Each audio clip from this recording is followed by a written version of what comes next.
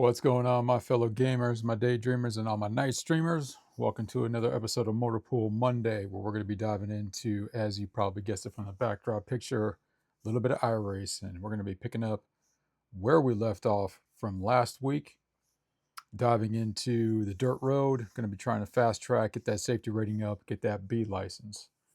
Wanted to start the night off with that little audio clip, the audio bite. I was thinking today, couple things with all the racing games. One, I seriously miss my Evo more than because I had when Too Fast Too Furious came out in 2003. That's when they showcased the Eclipse Spider, and of course in the movie they had the Evo 7 because they were bringing the Evo 8s over here to go up against the Subaru STIs and all that good stuff, and that's when the rally thing really kind of kicked off. So I was able to get 2003 Evo 8 in very early 2004 and had it for 15 years. Finally kind of went out on me in 2019, and it is what it is. But that was a fun car. Had a lot of good memories, a lot of good times. Got to roll with some buddies. It was good stuff. It just kind of took me back a little bit. And remembering that the first Fast and Furious movie came out in 2001, and here we are in 2026, and it's amazing how much time has gone by, and all the movies that have come out since. But taking it kind of old school, which is weird when you're considering a movie, franchise or movie like that, even after the 2000s, and we're using the phrase old school, but it's all good. All right, so we're going to be lining ourselves up tonight with the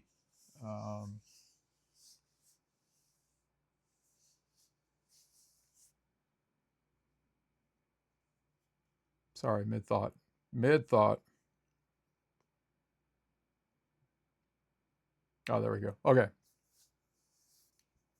So last week we were working on the oval track, and we were trying to get our safety rating bumped up, and we left off at I think it was 2.75 for the night. So then Tuesday, Wednesday, and I think a little sliver of Thursday of last week, I kind of worked on things a little bit and was able to get my safety rating up to 4.48 for the oval, tucked up here.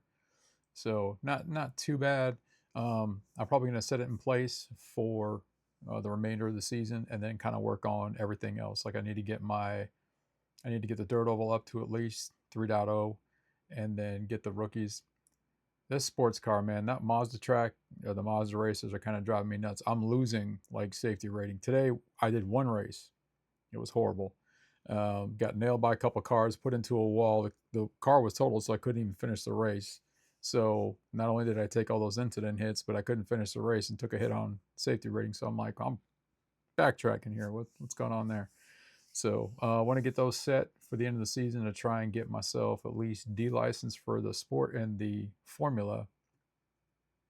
But for the dirt road, if I get up to 4.0, it'll do the automatic promo to be licensed. So we're just going to work on some stuff tonight and get that safety rating. That's what it's all about. Not worried about really winning so much or placing. I had a few weeks ago is when I really kind of, I think it was December 29th is when I got my first official race on dirt road and able to place. And now that there's been some changes with some of the updates, the vehicles are handling just a little bit different. So when it comes to the gear I'm going to be using tonight, as always, the Logitech RS50 wheelbase and the RS pedals. And when it comes to my settings for the Logitech software, this is kind of where I found my sweet spot to be a little, as far as sensitivity, operating range, dampener strength, and the force feedback filter. Now, what's interesting about the software is I do make changes depending on the game I'm playing or the car that I'm going to be using, and which is kind of fun in a sense when you actually start to really get to understand your equipment. It's like shaking your kid out, right? You want to shake your kid out, make sure everything has its place. It's going to work. The same thing with some of the racing games. Like right now, the only one I do PC is iRacing, and then when it's with the F125, NASCAR 25, and of course the GT7, that's all PS5. And of course, I change my settings up a little bit on the wheelbase just to kind of fine tune, depending on which one I'm going to do. And then the pedals, nothing too crazy with the brake sensitivity and accelerator. It just, the reason why I have those numbers is because the way that I'm seated in this chair and the way my feet are on the pedals, I can kind of relax and still get the type of pressure response that I want without having to really crank down on it. And the same thing with the accelerator. So what I'm not having to do is sit there and like force slam the pedals to make them do what I need to, which is kind of nice that you can make those micro adjustments if you need to. The one thing I did discover last week when it comes to making the changes is once you kind of find where you want to go, you leave it at that and not try and sit there and hit the dials up and down, up and down, up and down, because that I found out that that really doesn't help you at all. In fact, it just kind of garbles down all the inputs. So that's where I made my changes, restarted everything from fresh, and had a moderate level of success there. I think this track changed already because I know we're going into Monday, week 8. I was so ironically today, I was on the track that technically was last week. I think it was the motocross, and I was working that one today and was able to get it down to about 47 seconds on my lap time. Just trying to get the rhythm and flow of the track.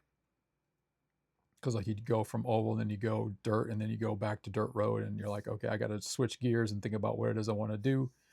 So I think we're back to the Daytona Rallycross, which actually this is the first track that I was on when I was first doing dirt road. So I am familiar with it, but we are going to, since what we're going to do is we're going to get on our test runs, we're going to get ourselves warmed up, since now I'm kind of going into this a little bit cold because I was thinking about the other track completely, and I thought the servers reset Tuesday, not Monday, so my fault. But since these races are an hour increment, we already know that every single race is of the essence, because I'm not going to be doing this for too long. I'm going to get the next one 11, maybe do my last one at 12, and then wherever we're going to be sitting, that'll be it. So let's go ahead. Yeah, we can go ahead and jump in here and get this rocking and rolling.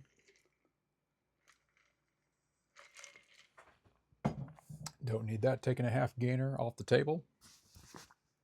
And I do have my Stream Deck plugged in because I got the different audio bites for stuff related to the to the racing, which is always fun. So, all right, let's get in here and get after it.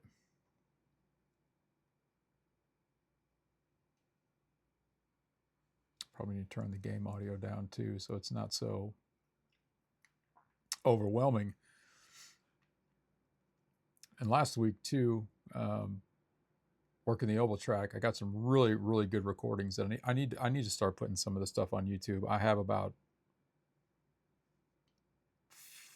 a lot of video that I've recorded that I have on my external drive. Last week on the oval, I just happened to have a perfect example of a perfect run. Actually, I can do that. I can keep forgetting we can do this now. Throw me in there. I can always show that later. All right, let's do this track, man. Come over here real quick.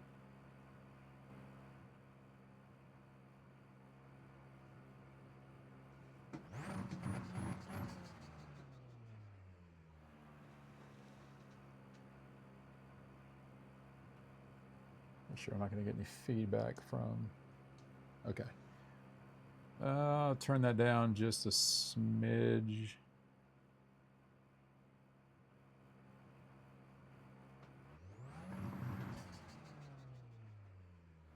All right. Actually, I forgot this stuff keeps track of all that. I can just show you all the results of what I was able to do. But having the videos, it was a perfect run. It was basically the practice run went good. I got the time for that. The qual went really good, and then I won. I was able to get start first position, got the win, no incidents. It was, but then the next race was an absolute train wreck. Got a bunch of incidents, lost, got thrown out. It was crazy.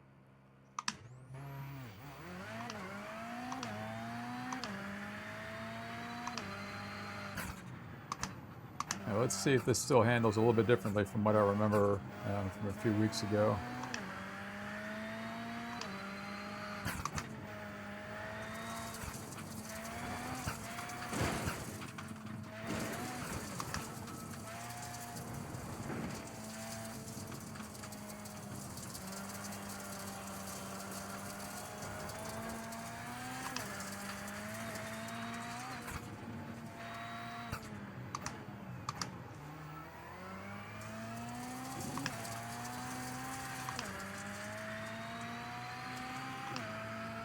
It's not bad, actually.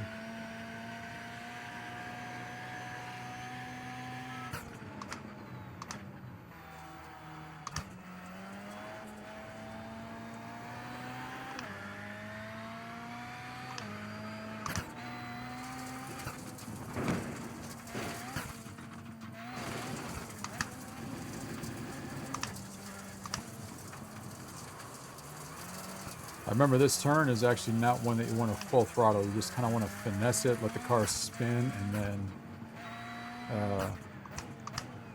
gun it.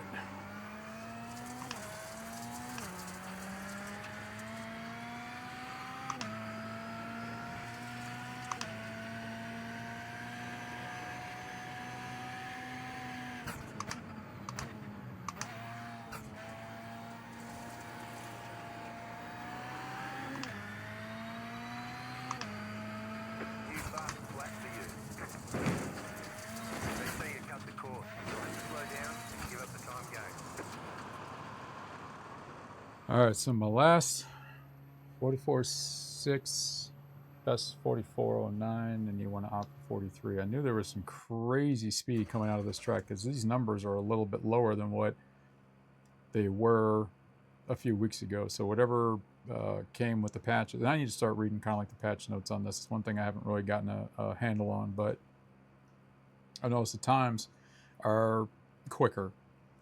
So now thankfully I'm somewhat familiar with this track already, and then so it's not as difficult to navigate it because I kind of already have that. I wonder if I can take this one. All right, still gonna stick with, because the interesting thing about this track is where's the hidden speed, right?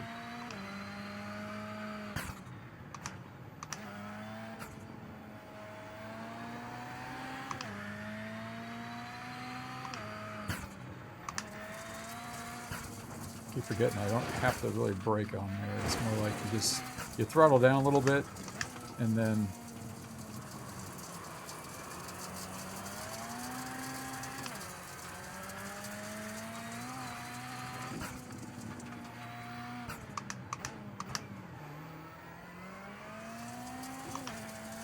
just get that corner. Whoops. Do you even race, bro? This is why I can't talk and race at the same time. Tell you what, the brake response is a lot easier too, and this is why making those changes and really paying attention to your settings are important. Whoops, that's not going to work. They say you cut the course. You'll have to slow down and give up the time gains. Actually, one of the things that I forgot to do is to kind of prep myself for, looking for that standard, is look at the results and see where everybody else is. All right, so we definitely got some people that have their fingers on the pulse of this this track. 42, 42, 43, and I was sitting at 44. So, you got some people, again, they understand the track. They got that momentum. They got their finger on the pulse of things, and they're squeezing every ounce of speed and time out of the track. So what do we got here? 42, 44, 45. Oh, it looks like all the Alpha Bravos have come down. Well, I know that I'm a Charlie for the dirt road, but so the average lap time 45. Let's see what qualify was. 43s. So I need to definitely get, in other words, So I already know if I don't get in the 43s, I'm not even going to see pole position. Let's see here, 44, 45, which might help me out because I'm not really worried about the win aspect tonight. Again, tonight's about getting that safety rating up, which means you pretty much got to run a clean game, no incidents, which can be a little difficult depending on how vulturistic everybody is. 41, wow, okay. So even me zipping around, being comfortable with it, that means somebody else was able to zip around and grab 3 extra seconds off that time. So it'd be interesting to see what we can do tonight. And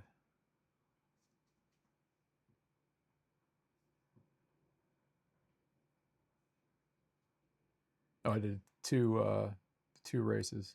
No, absolutely nuts, absolutely insane. I wasn't. Yeah, this is the race I wasn't even able to finish. This one, where are we at here? This one was.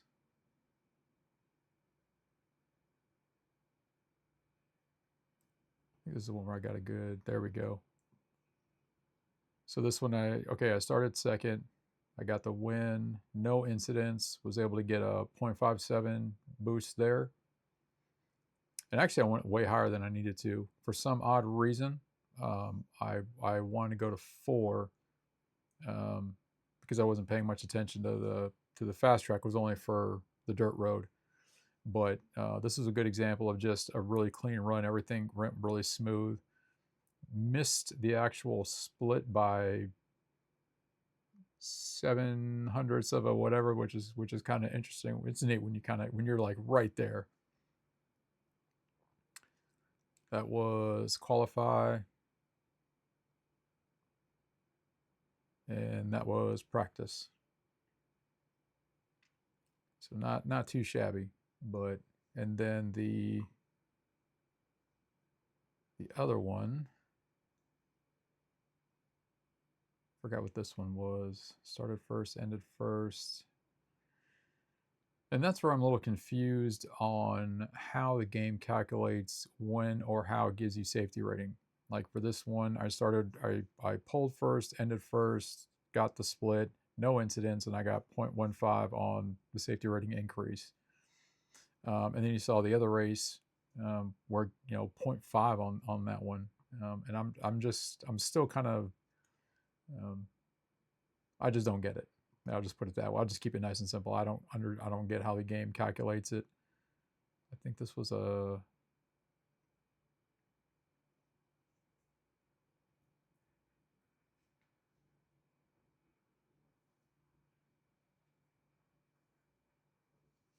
I don't remember what this one was, but anyway, so that was focusing attention last week to the oval.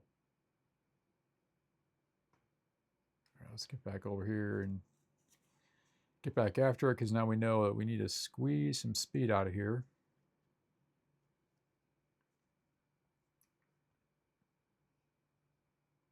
All right, 27 minutes. Yeah, we'll do a couple more test runs and then we'll register and get in there, do some practice. And the nice thing is being able to get into somebody else's view. So what I'll probably do is whoever's really burning it on the track, get in there, see what they're doing, kind of pay attention to. Really, I pay attention to speed first. Like, what is the speed that they're taking turns and where they're comfortable at, and where's the control of the car based on the speed and turns and all that. Because I already know when we make that first turn right before we come to our jump, I know there's that red right there to brake, and that's actually really not a spot that that you have to necessarily brake to, and that's what was slowing me down last time. And then I had that cat come in and help me out.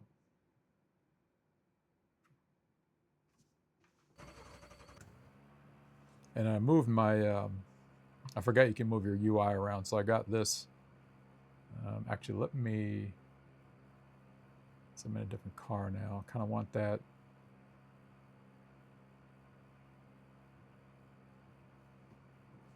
So where I have this is kind of, so when I'm locked in on the screen, when I'm kind of watching, I can still see that without really taking my eyes too much off the road.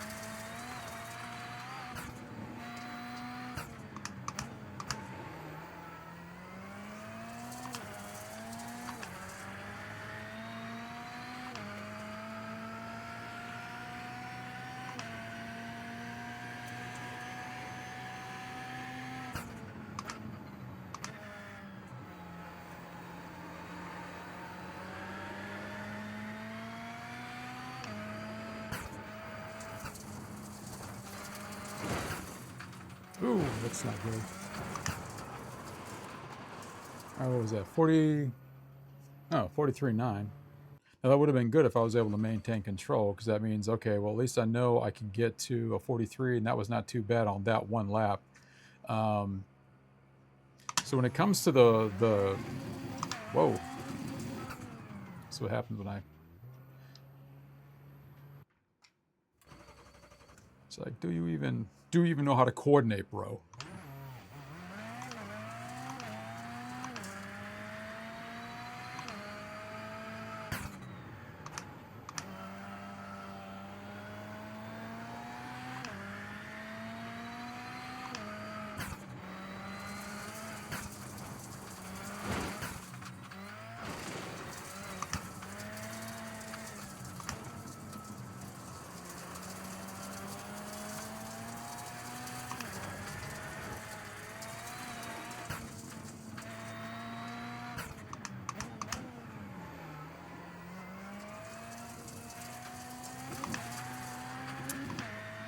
I lost a lot of speed right there.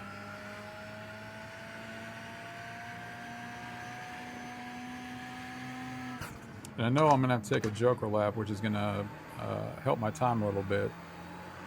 So we'll see what we can do with that one.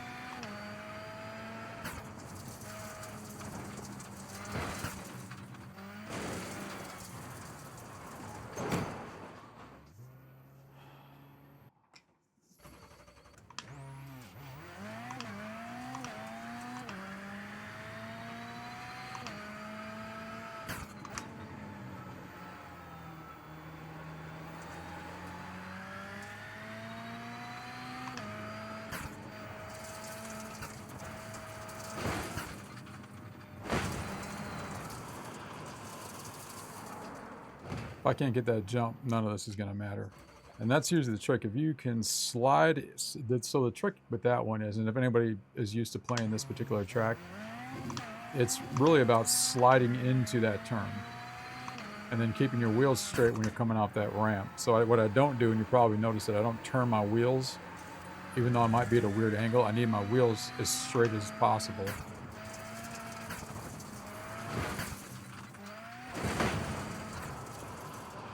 This is driving me crazy.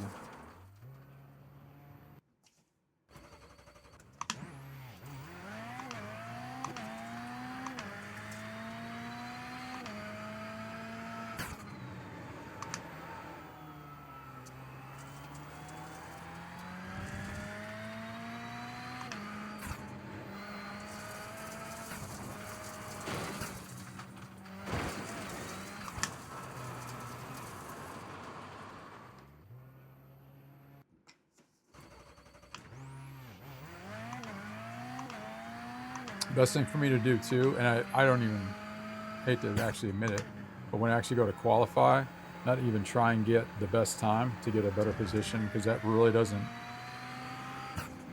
not help.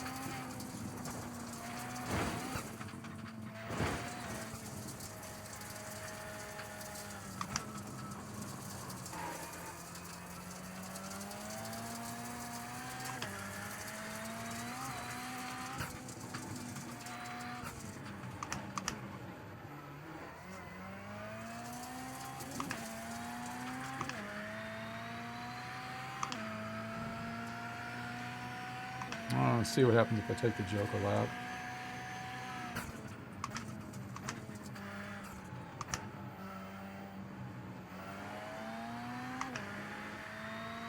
New fastest lap for you. All right, so that was 42.6. So the Joker lap is where I guess a lot of people are making up that really, really good time. So we know we could, if we finesse that, the not that ramp and that turn is really the trick, and then that last little hairpin, and that's where we could probably squeeze a 41, easily squeeze a 41 out of there.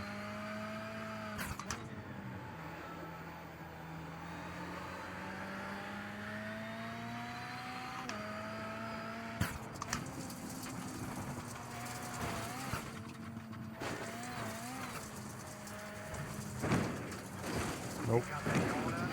Slow down. All right.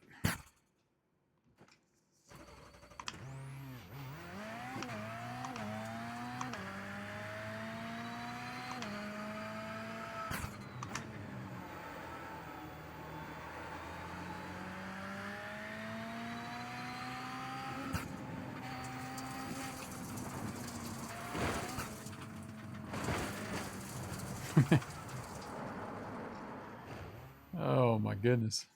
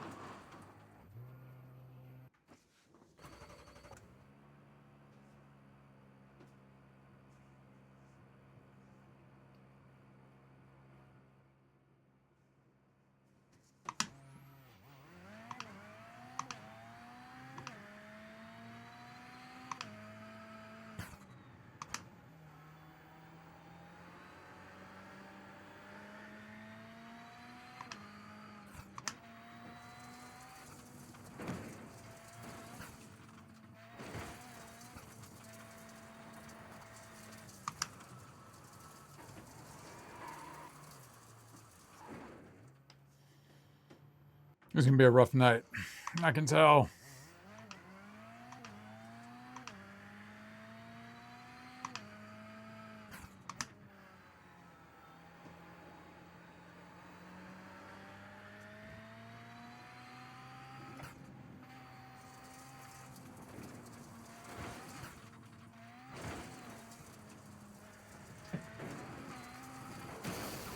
Gotta slow down and give up that time.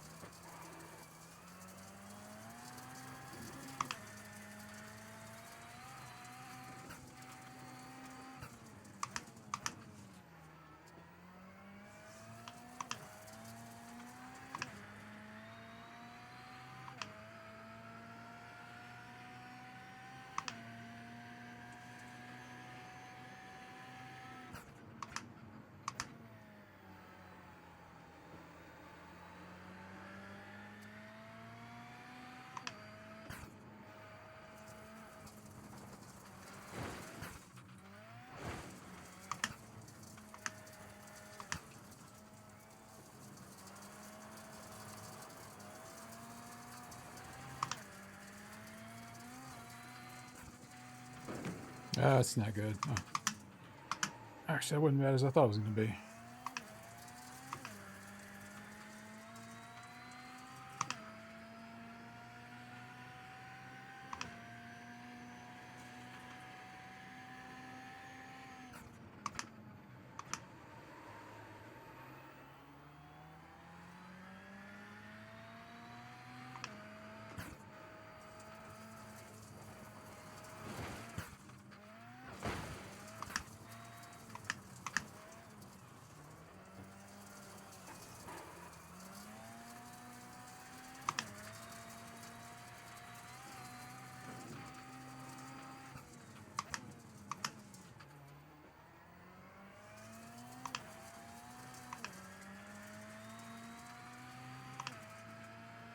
I think I came out of third way too fast on that one.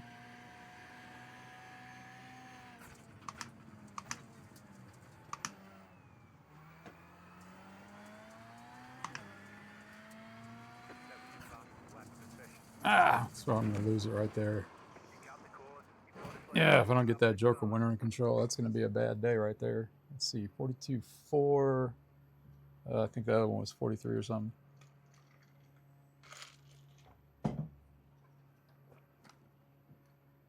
All right, we got 15 minutes till race time. All right, let's do a couple more clean ones. Man, adrenaline's pumping. These hour-long, the ones that have hour-long intervals are always tricky because you really have to maximize.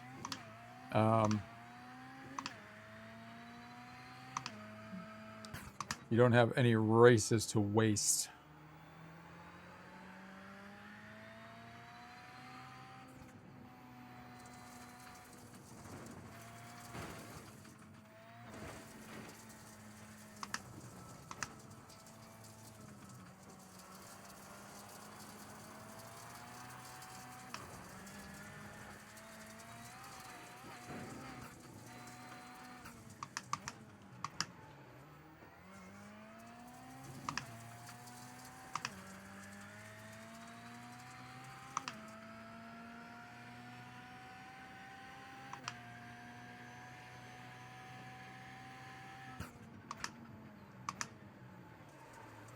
Let's keep it on the track.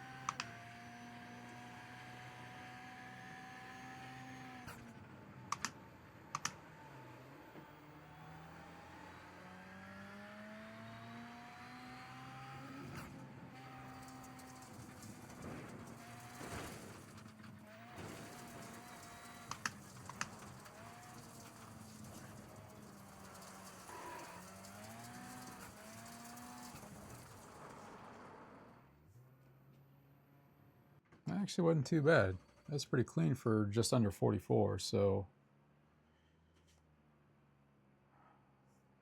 let's see.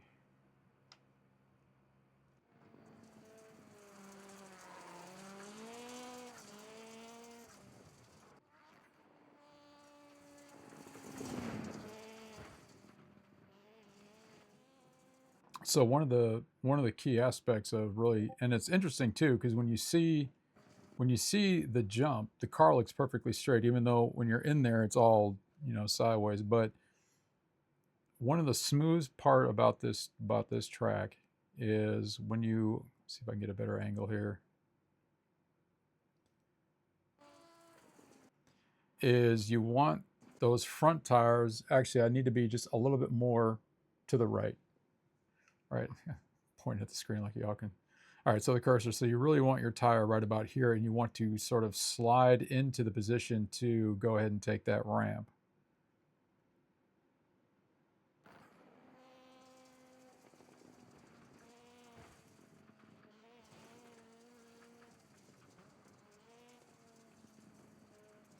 And I've seen individuals really be able to hug just the very sides of the spacers here. So when we're talking about at least that first turn, where this is where I was originally losing like about a good second and a half, almost 2 seconds worth of time, because I wasn't really taking the turn where I needed to. So what you find is they'll hug this spacer. I just call them spacers. They'll nail this one and really hit that center jump. And I was a little bit more to the inside than it should have been. If I was about right here to kind of follow into that turn, that's kind of the sweet spot. This is a little bit too narrow. But some people do though. They will take this. They'll take it. They'll go straight.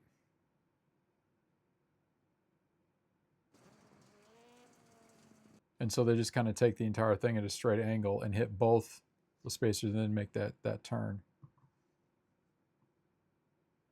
So what do we get? What was 43, 42, 44, 43? So we've been pulling a little bit more speed out of there. Now clearly we need to do that, and more importantly, we need to be able to do that with no incidents. So this is where, taking those turns, taking that ramp, because that can really mess you up. Because once you slam into the wall, number one, the car's done. I mean, there's no really getting around that. So you take the incident hit, you take your car's done. I mean, the race is over with at that point.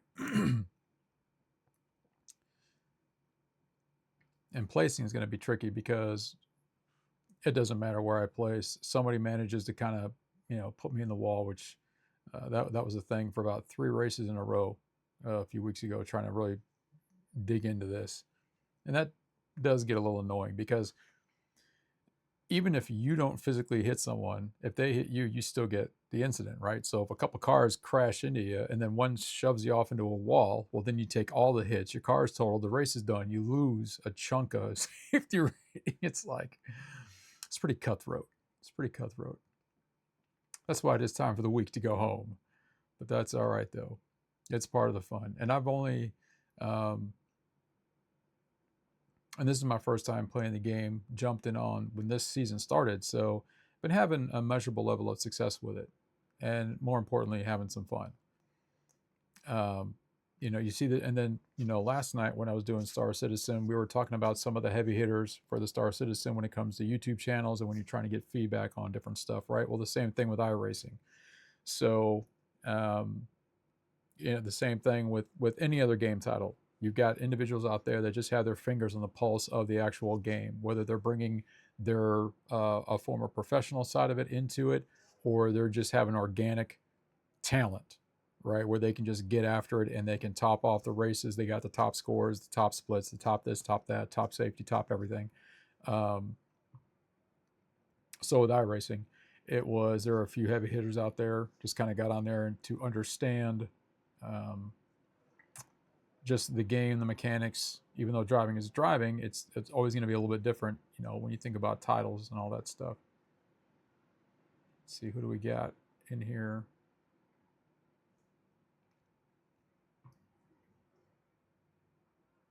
We can wait a little bit because I'm in here, so that's good. And who were the?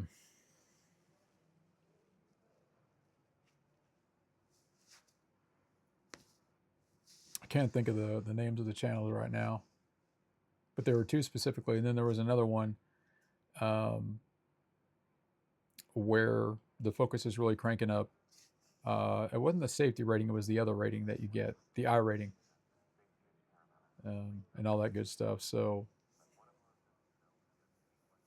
And then my focus has been, because I've noticed a lot of the majority of channels are really geared towards the GT aspect of things with sports car and the formula aspect of it. You don't see too much of the oval. You don't see too much of the dirt road, even though I think a couple years ago iRacing had their the dirt road championships, and I actually watched that. That was pretty neat. Man, if you didn't know it was the actual game, you'd think you were watching a real rally track race or something. But in any case, so my go-to when I started was oval and dirt road.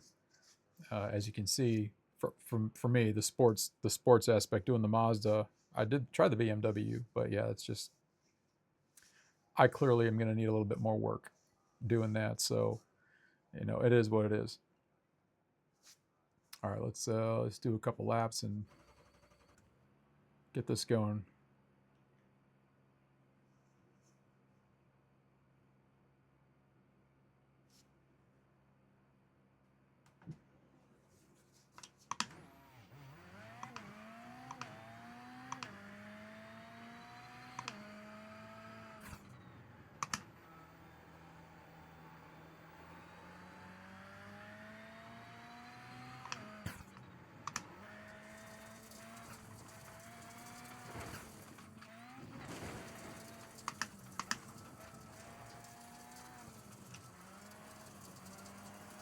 The other thing I just totally forgot about, when you're in the test phase and you go to the actual race, everything changes. I just now realized that because I can, it's all, I'll explain it in a second here.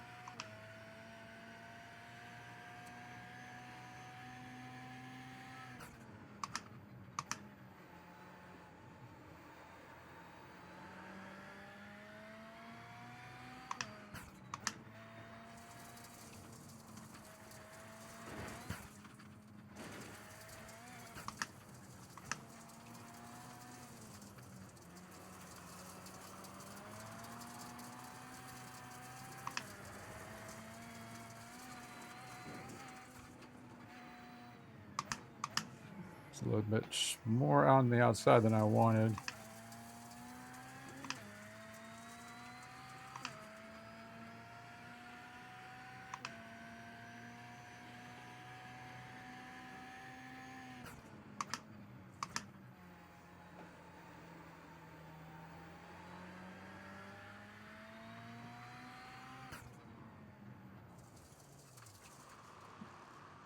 Yeah, I figured I kind of botched that turn up. So one of the things I've noticed is when you think you're used to how like your equipment, the car and everything feels when you're doing specifically the test runs, when you get into the actual race and you're doing the practice, everything changes. Everything feels different, handles different. It actually physically changes without having to change any of the settings. And I think that's what kind of throws me off, because now I won't be able to get the times that I was getting before. I don't think I'm going to be able to pull any 43s and 42s and all that, even though everything looked pretty sharp. Now, that turn or that first jump looked clean both times. I'm not actually doing anything different. At least I don't think I am. I don't see difference in speed. I'm not doing anything different on the pedals or gear wise, but I can already tell going into that turn when the resistance that I was feeling, I'm not feeling it now. And it just now occurred to me that's what was happening during the oval track. And that's where I kept messing myself up, because I kept messing with the settings and I couldn't figure out what was going on. Instead of saying, okay, get your settings done, do your test run, you're good, now get into the actual race. Even though it's the same track, everything is just a little bit different.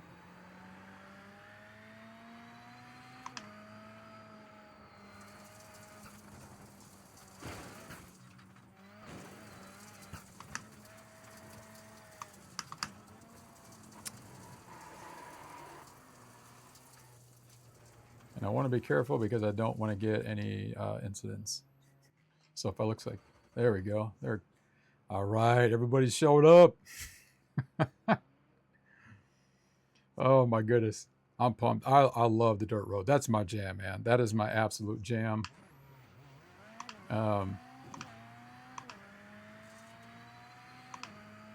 Like I said, I realize a lot of people want to emphasize a lot of the other stuff first, but I say, hey, if you want to dive into whatever you want to get yourself into.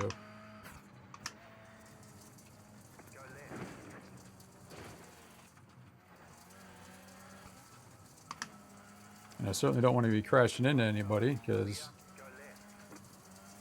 I like to run a clean game. I'm that kind of guy where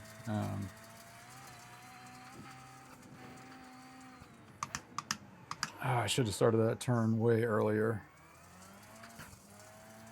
So if you time it, you can really get yourself, you can take that hairpin and create like a straight shot.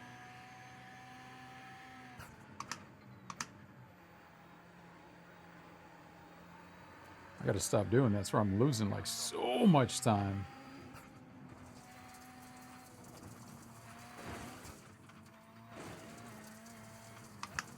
That's actually helping me though, that little bit of change, because now you can see, take it. Oh no.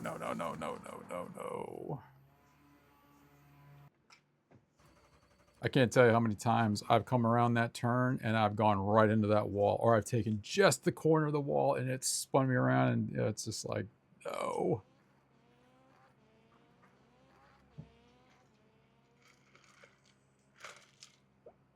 As you may or may not notice, I have a genuine enthusiasm for this. I love rally stuff. I mean, I kind of you know, like again, when I was doing my first play Friday, and I was doing Formula One, I did F1 25, I did NASCAR 25, and GT7 all in one night as my first play.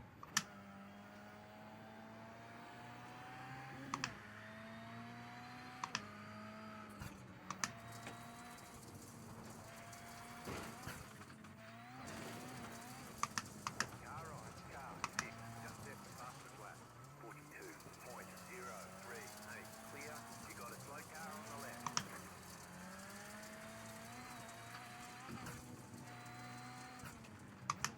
So you are going to be starting to turn and downshifting in a second, and now you can just sort of straight shot your way right into this whatever this is, the road.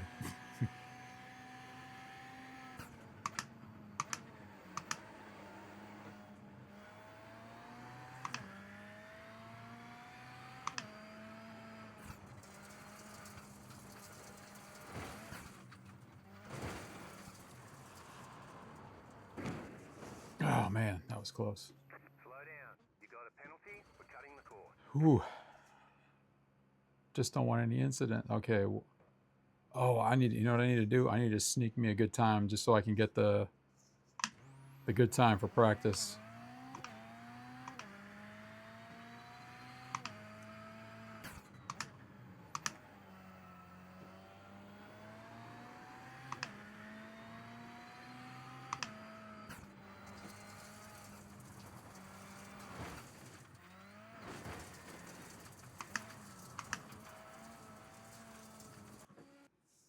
Oh, time to qual.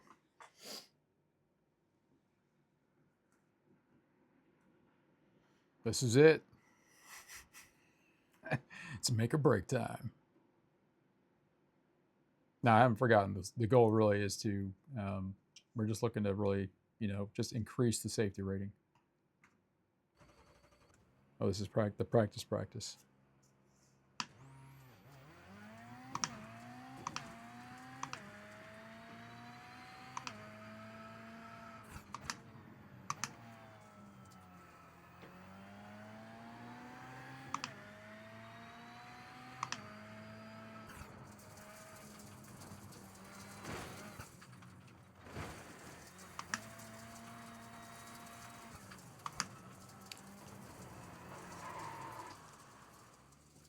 That's not going to work. Sorry, dude.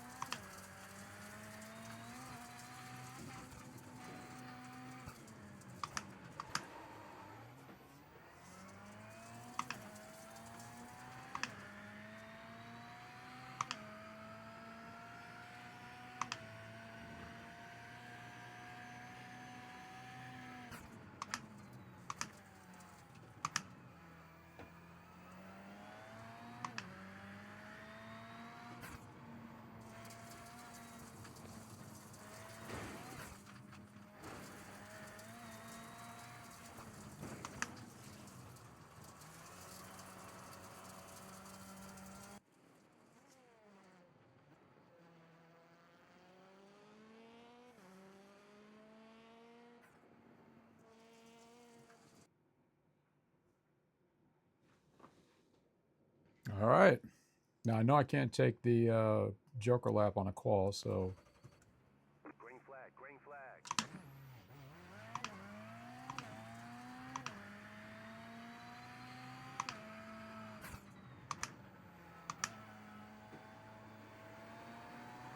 Okay, here comes your first time lap.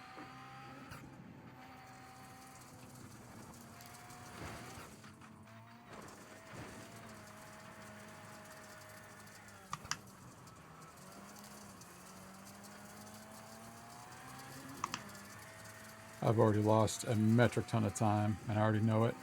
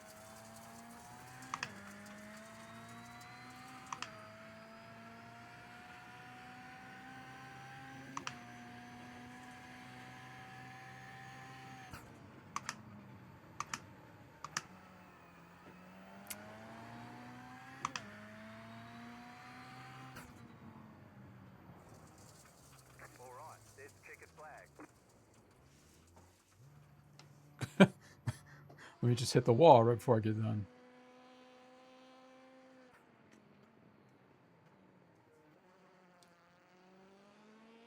Okay, so far, okay. Well, that's not too bad. I mean, 43.9 without using the Joker, clean runs. So the difference between the test being a little bit more grippy, like when I was doing just the test run versus now, is I'm having a lot more control going into that first jump, as you can see. So the jumps that you've been seeing now in the practice run are really what you want to shoot for. Even if the car looks a little off, as long as you just keep the wheels as whatever angle the wheels were at when you took the ramp, you'll be all right. This is where I'm probably going to get put into a wall or something. So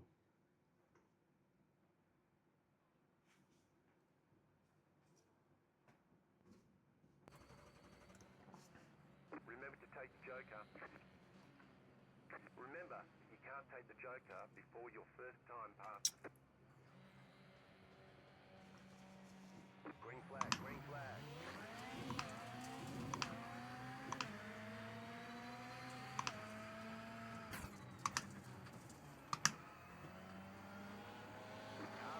Car right, too wide. Clear.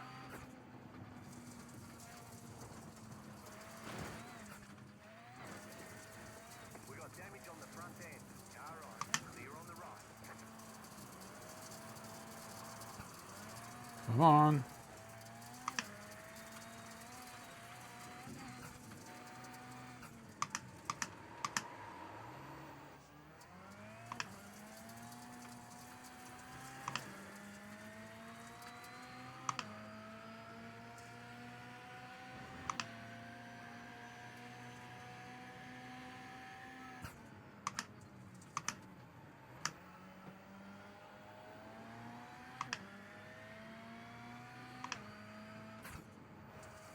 Five to go.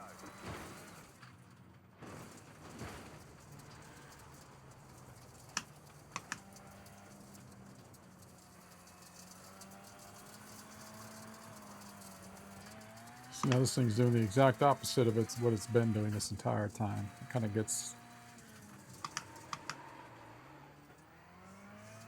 Now it's skidding, now it's doing this and that and the other. And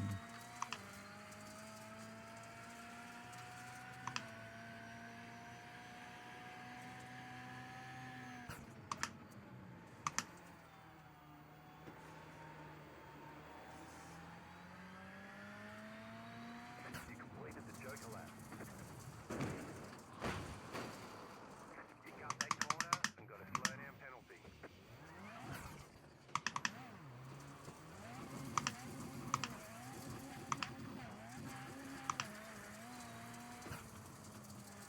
well, this is all botched. But that is the name of the game.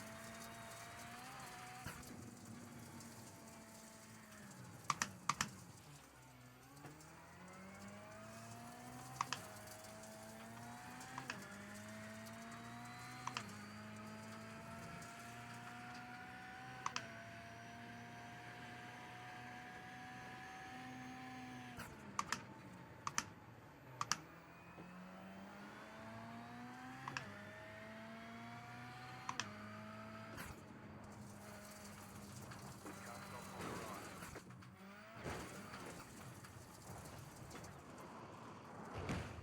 right. Well, there goes that one. We got big problems with that engine. I bet you lost a lot of power. We got damage on the front end.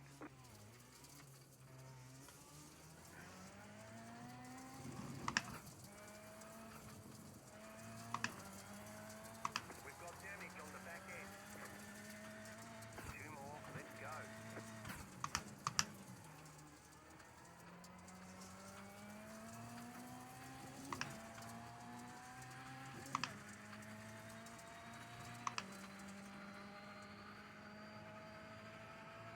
Amazing how it all falls apart after like instantaneously. Oh my goodness. Basically all that for nothing. Literally all that. So the race is basically just totally blown. All that practice, testing, good. all that, and it's done.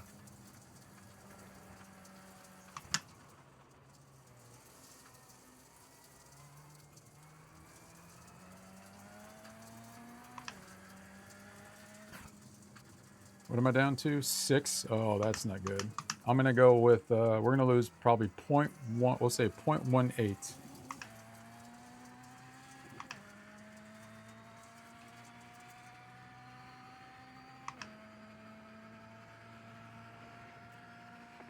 flag, stay smooth.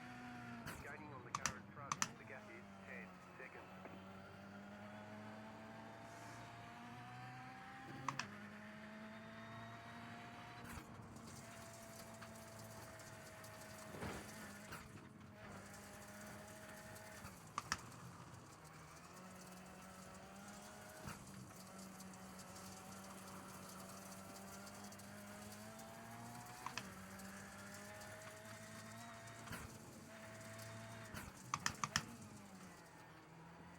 And then the other thing you don't want to do is just not finish. That's where really. Oh man.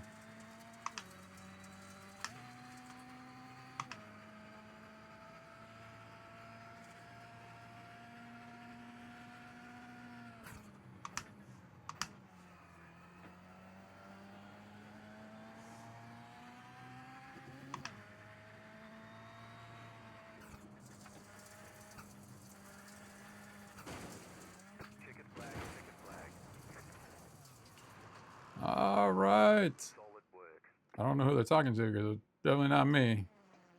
I like how the cars get dirty though. Okay.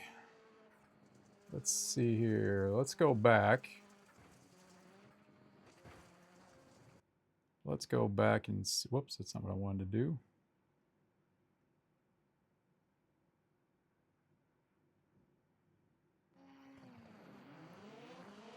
Man, everybody's takeoff speed is insane too.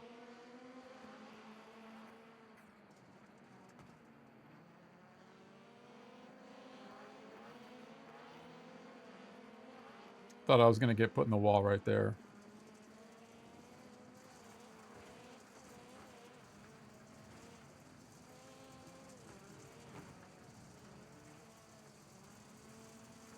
Yeah, all of a sudden, when you're on that outside, there's no way to recover from that. That turn it's imperative, and that's not a turn you take fast either. It's one that you actually kind of stick in third. Just let the car kind of work its way around. You want to go about 40 just to kind of ease it over.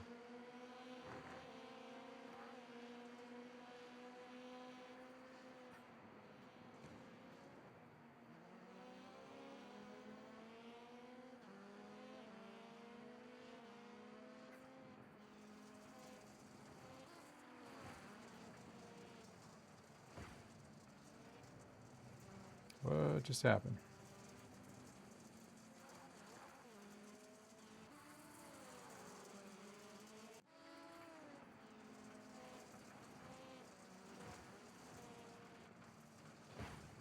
That was horrible.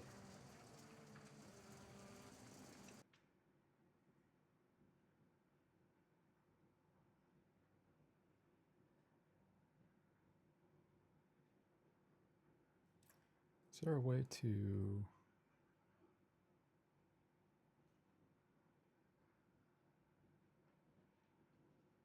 Yeah, it was still way too low. That's way too much of that to try and take. So I already, now here's to be fair, I already knew, because when you're running these enough, you know the track, you kind of understand, you already know when it's going to be a bad day, right? So I already knew going into this, that was too bad. The most I could do, or I was hoping to do, was at least get enough of an angle on this turn, but you could see it was already kind of pushing more to the right. And then coming over that jump, that back end kicked over, which I wasn't expecting. So I thought I'll just keep my wheels straight. And even if I would have turned them, that wouldn't have made anything better. So it was basically just keep myself from going into the wall.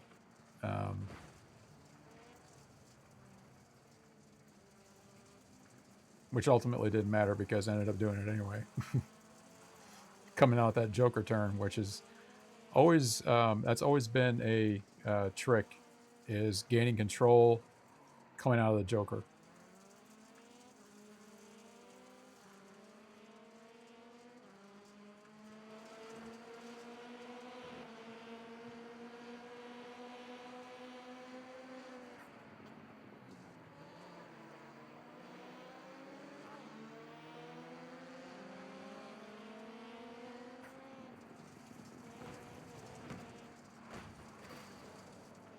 Yeah, totally botched that up. But at least I was able to finish. What I want to do, who was...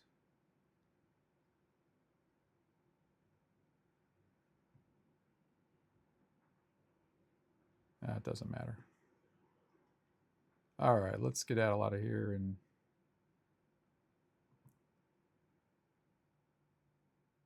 .07. Okay. I was expecting to lose a lot more, but now we're lost. So of course now the next race I have to make up for that, which is going to have its own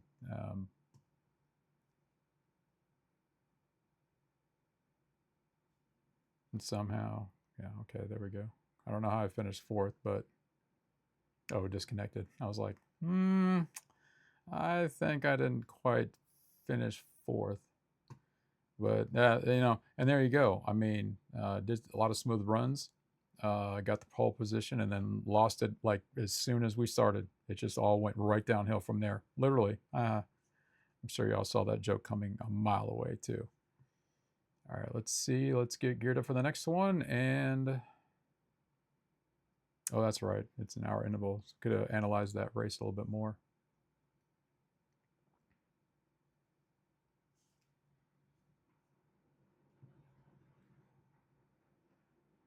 So of course now, kind of going back to that. So now, of course, the next race, even if we get like let's say we get like a 0.15, all we're doing is making up for what we lost, and then getting just a 0.17, which is so yeah. This is why every race is critical. And I wasn't trying to. This wasn't trying to race when I don't know everybody's finding the speed off takeoff. I think because maybe some people are using an actual clutch. And because these takeoffs are absolutely wild. I mean, it's just like green and I'm in last place already. It's like, I want to race too. Hang on. I think what I'll do for the next one is just like, I'll pull number one. I'm just saying, I can do that. But I'll just let everybody go by me, and then I'll just race just so I can get my time in. But I think they'll ding you on safety rating too. Like if you start closer to the front and then you end up, I don't know. I have no idea how this game calculates safety rating. None whatsoever. I mean, I've heard all the theories on these YouTube channels, but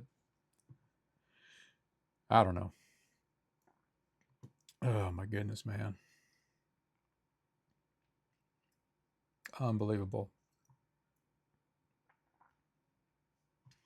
So I did get I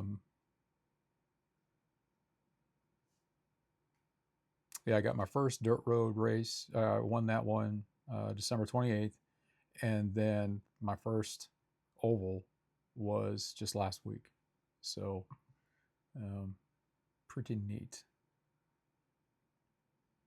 Actually, speaking of which, I wonder if I have time to do a dirt oval. But then my gears get shifted.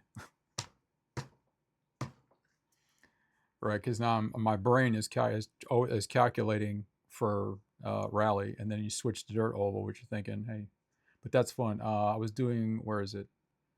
Where are you? Oh, that changed too then. But I was doing mini stock, and the track that they were doing at the time, but that was fun. Dirt mini stock, there we go.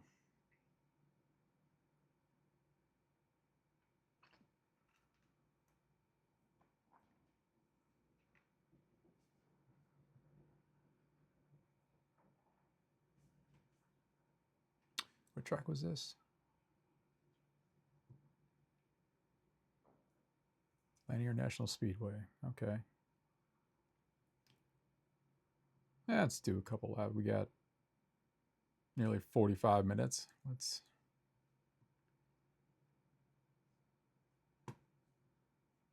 Let's have some fun. And of course, one of the other things I can't do is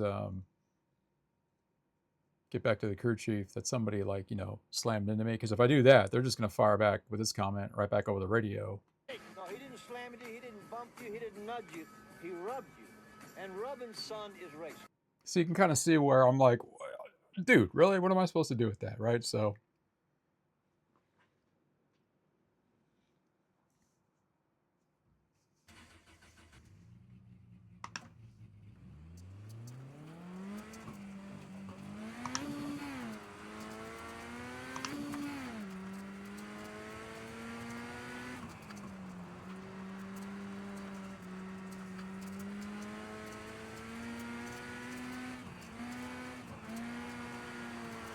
oh, all right.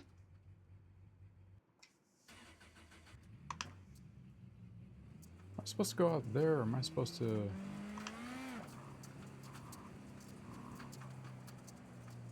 Oh, I guess I could have exited out there. Never mind.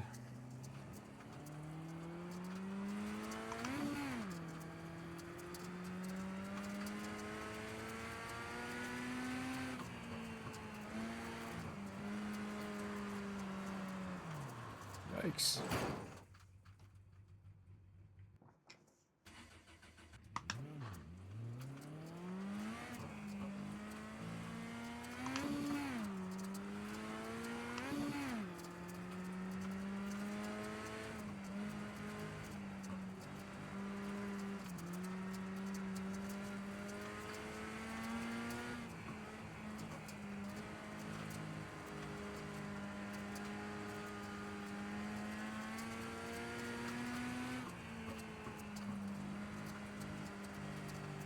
Oh, this is one of those, like, oh, this is one of those smaller tracks. Okay.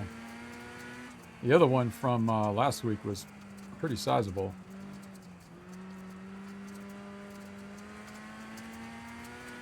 Flat for you.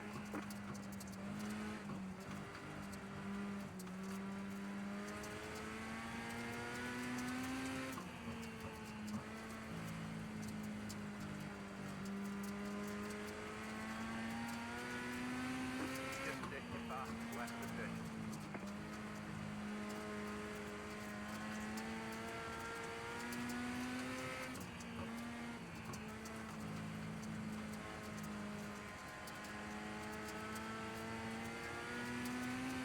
New fast flat for you.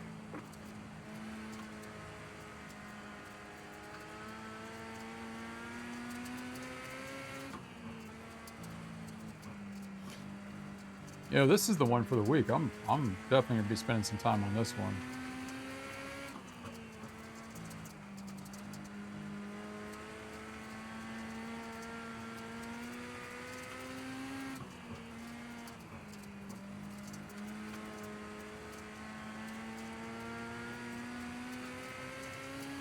That was your fast flat position.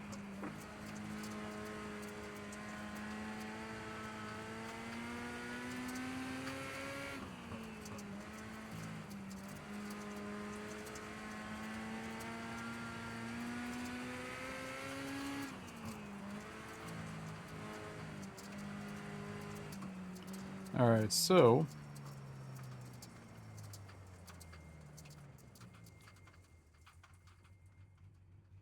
all right, 17.1, 17.0. So we can already calculate that somebody out there is doing about 16.8, 16.7.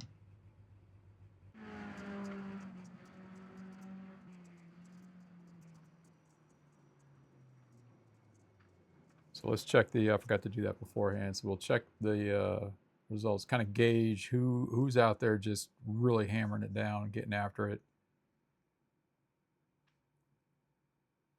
16.1, 15.5, or 15.6.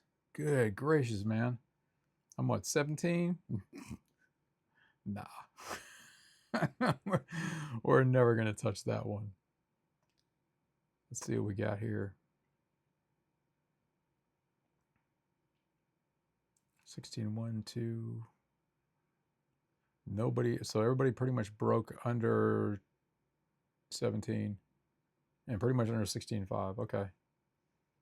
I usually, whatever I do, I usually say, okay, there's at least a half a second, someone out there's at least a half a second. In this case, about a second and a half, 2 seconds. So right on.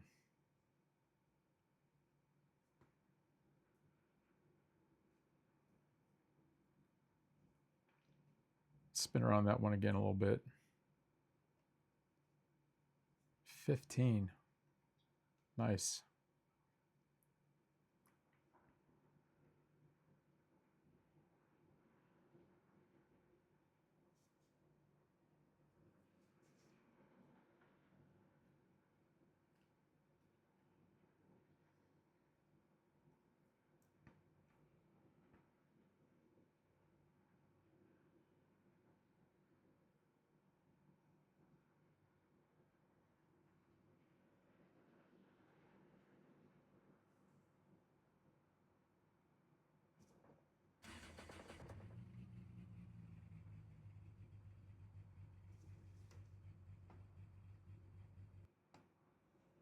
Wrong one.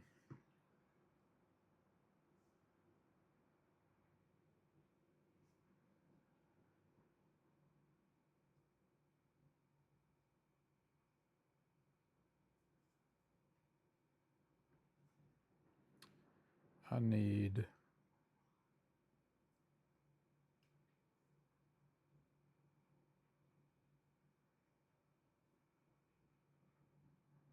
There we go.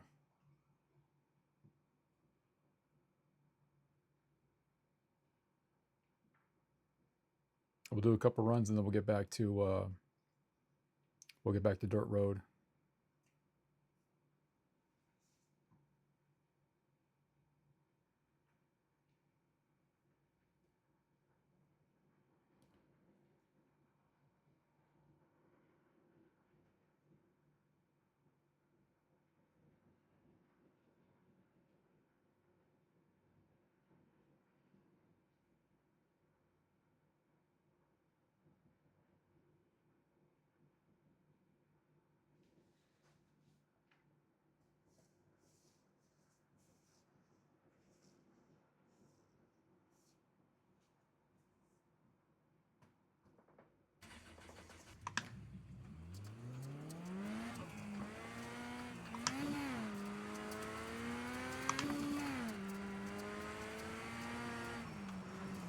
Yikes.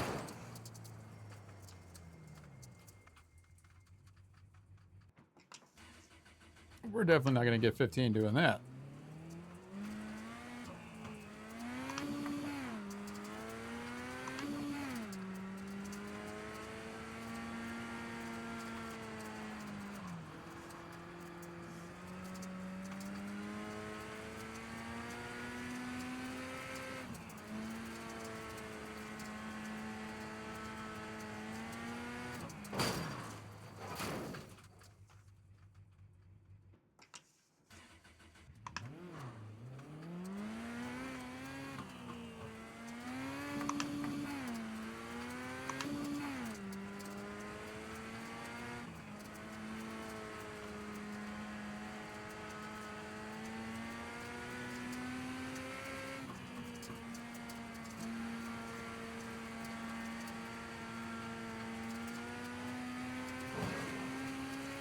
Just next start, lap the session. 15.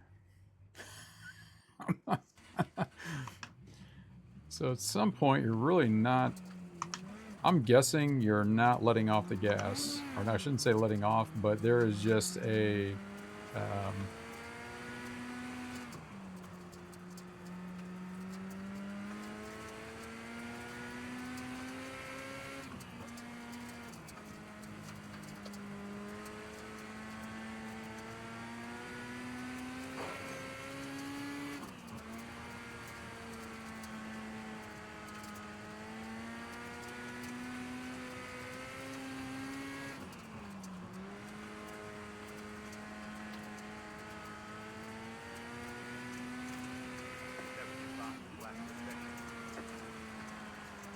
no.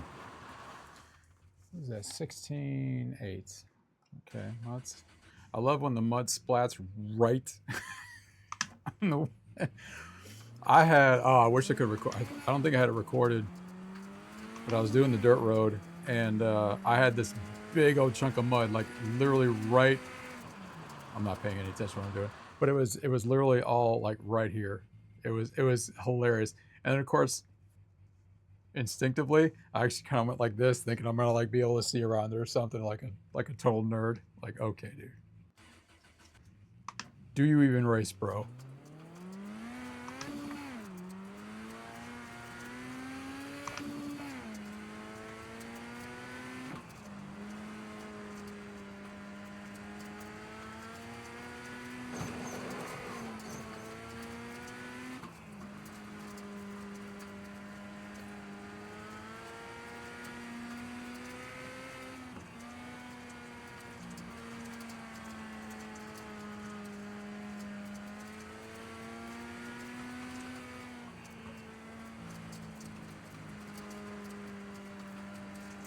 Try slowing it down a little bit, see if I can get some improvement out of there. We got 16.6. Okay, well, that's starting to make a little bit more sense.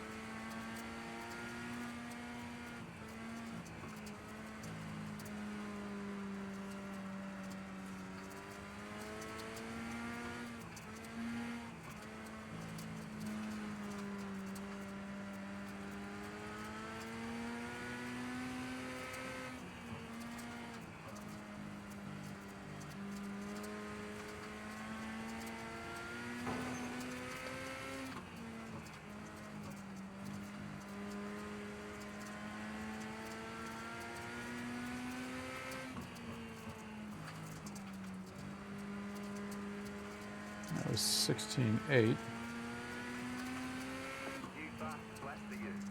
That was 16.4. All right.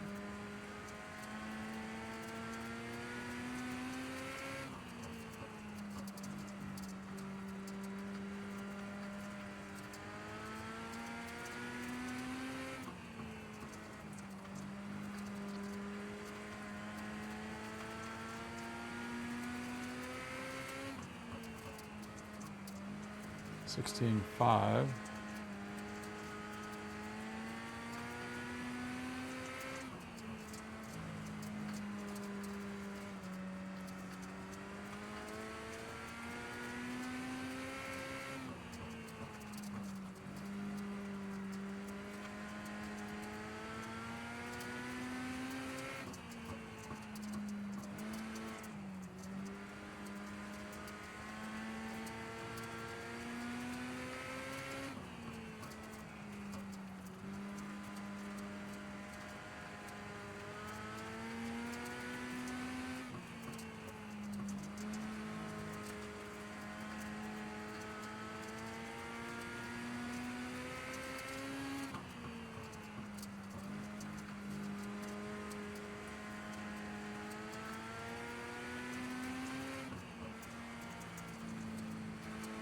Let's try and pick up that throttle just a little bit now.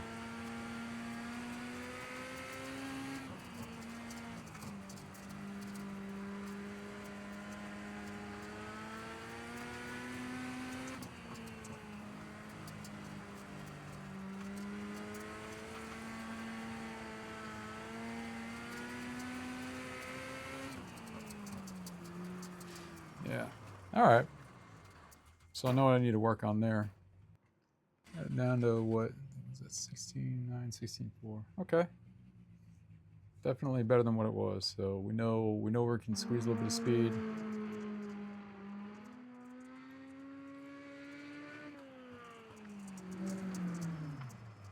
Theoretically, yes.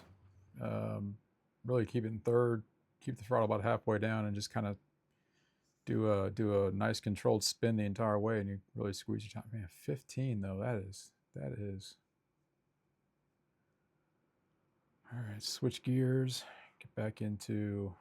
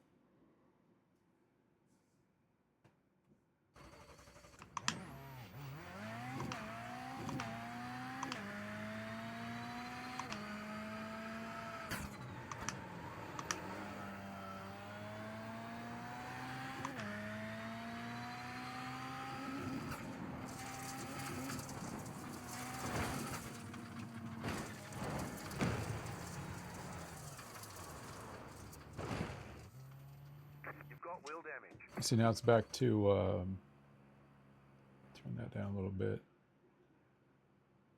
Now it's back to the that weird, odd feel that I'm getting doing the turn, which still isn't. And that's the thing too, because it's like, you know, it's easy now just to blame the game, blame the equipment, this and that. It's like, well, it's really me because I know what the issue is, so I should probably just do what I need to be successful in the run.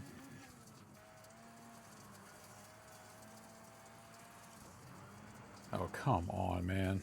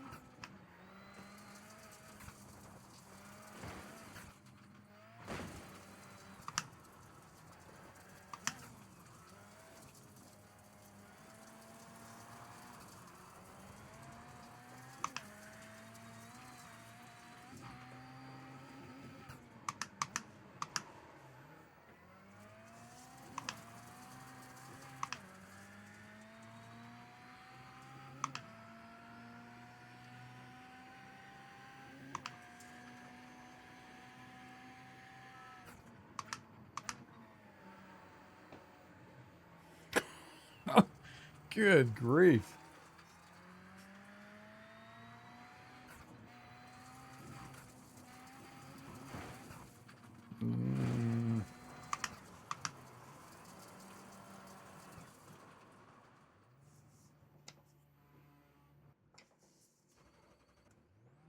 Let's see, having gear.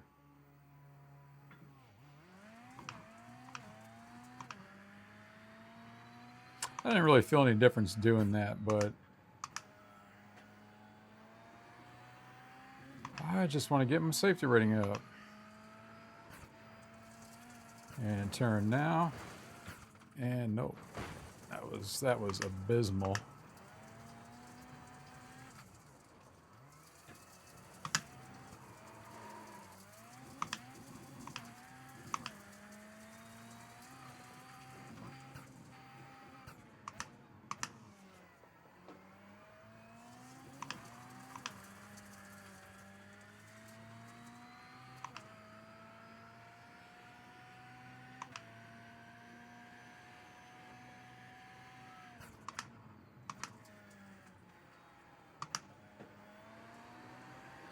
That thing still beat me. You fast flat for you. Cut the cord. You've got to slow down and give up that time. Never. Slow down. You got a penalty for cutting the cord. All right, I need to practice some Joker laps because I gotta maintain control coming out of that turn. That's gonna really make or break me even being able to really finish the race.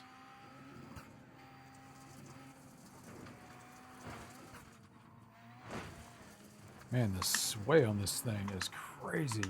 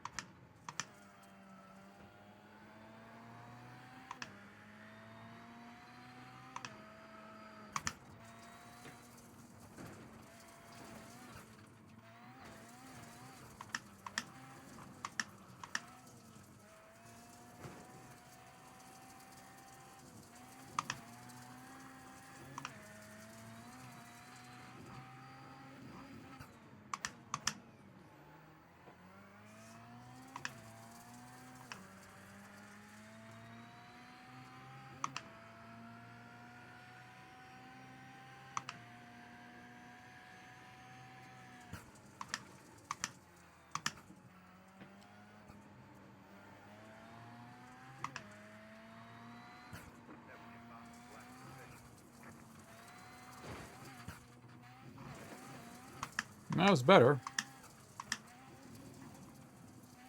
Yeah, I need to drop this thing down to second because I'm kind of losing a little bit more momentum than I want, even with third. Oh, that was horrible. Oh.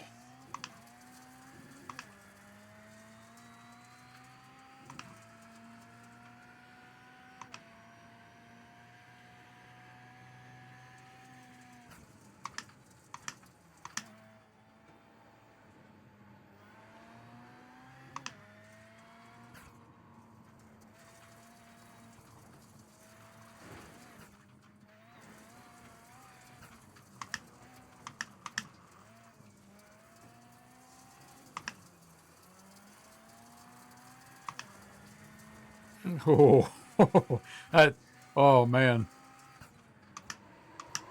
No, I don't want to skid out. No, no, no, no.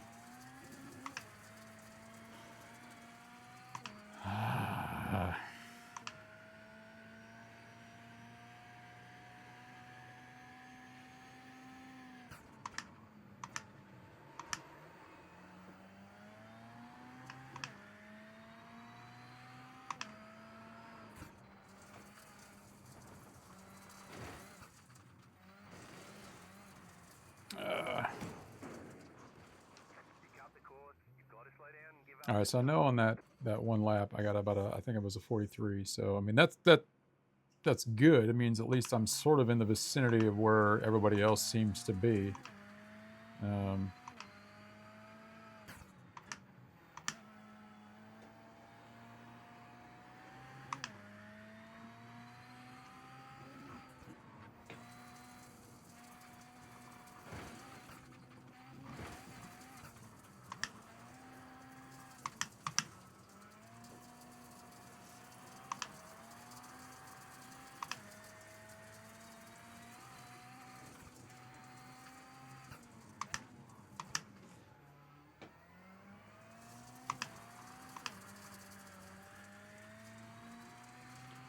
Still way behind. Good grief.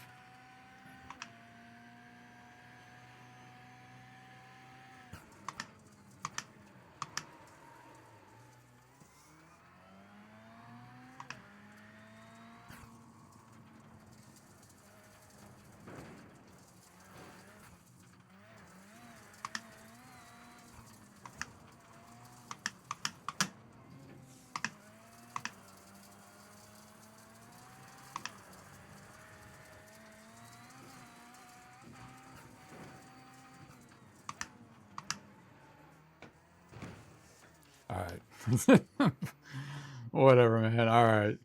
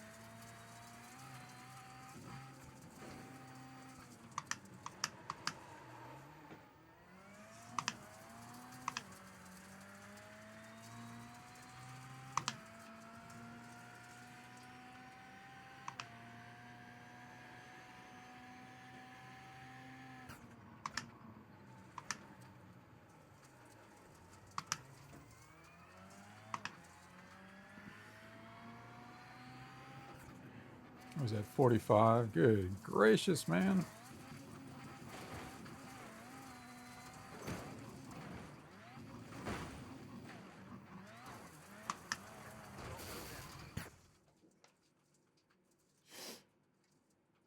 You blew the engine.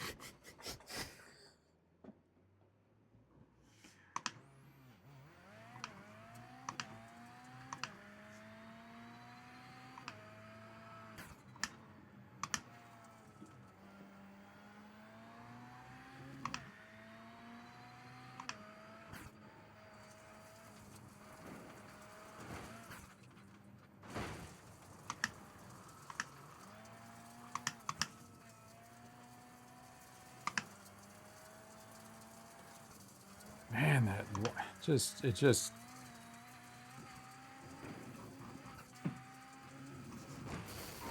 All right. Let's try it again.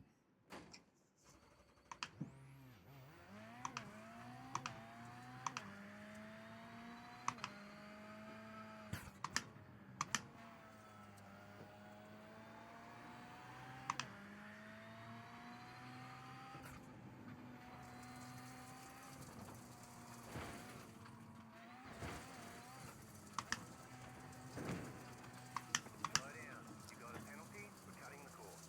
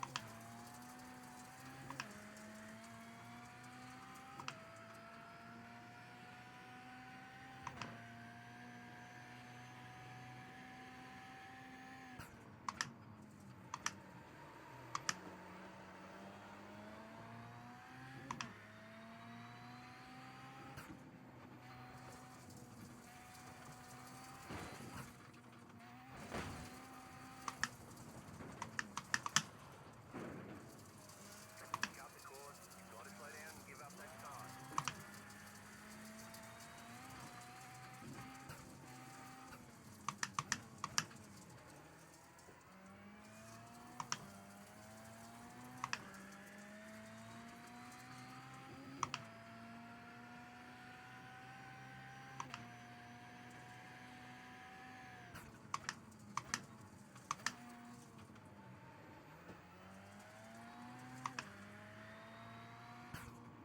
New fastest lap for you. All right, 42-2. That's not too bad. Oh, lost all that momentum.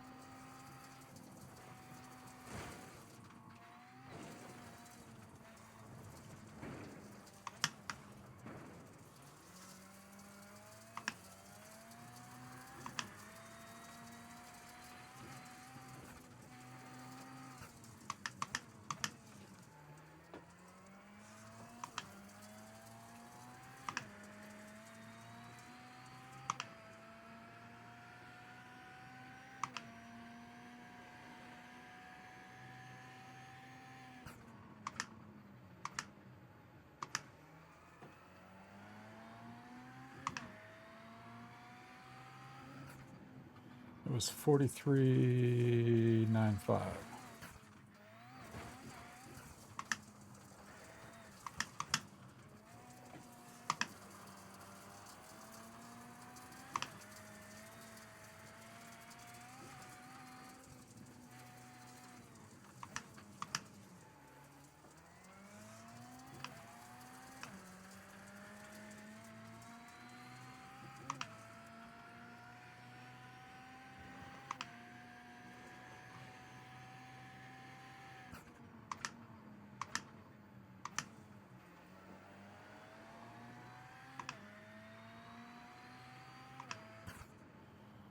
$44.1.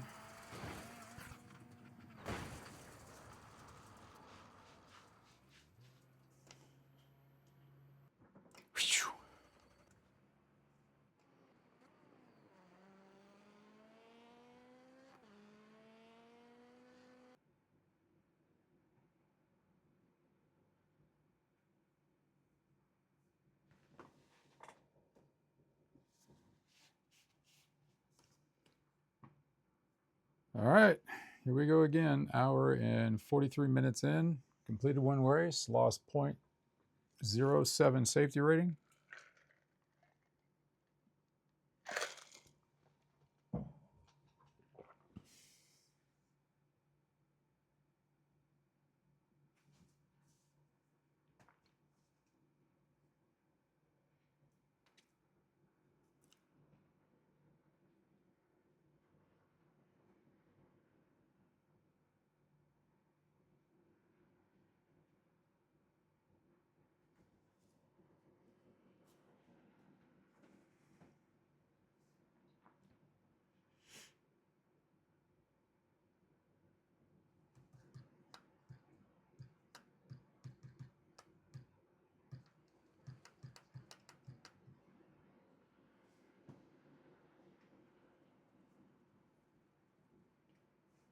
Let's see, who do we got tonight?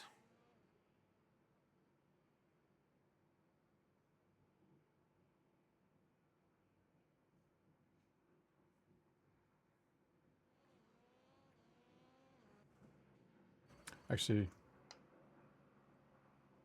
see if anybody's got some times in here. 43. All right, so Car 2 just set the fastest lap. 43.949. all right, nice.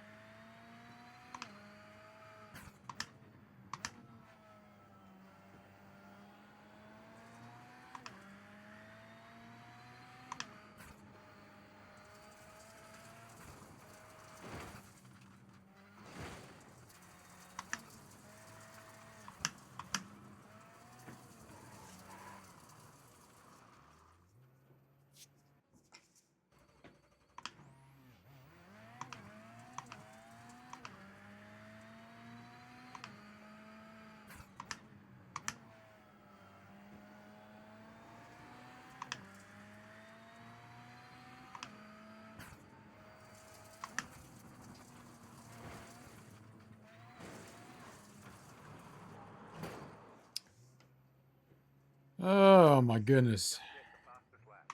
43.745.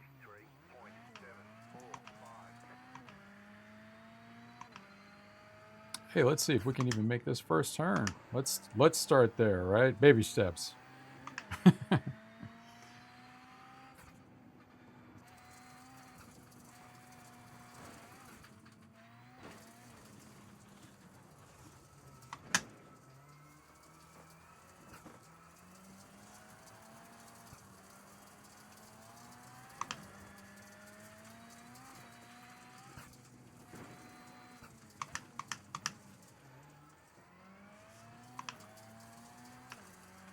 Car 22 just set the fastest lap.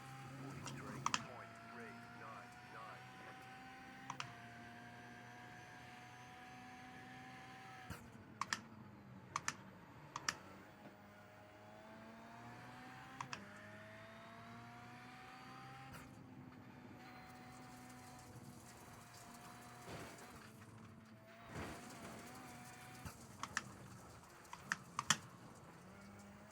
Slow car ahead. Car stopped ahead.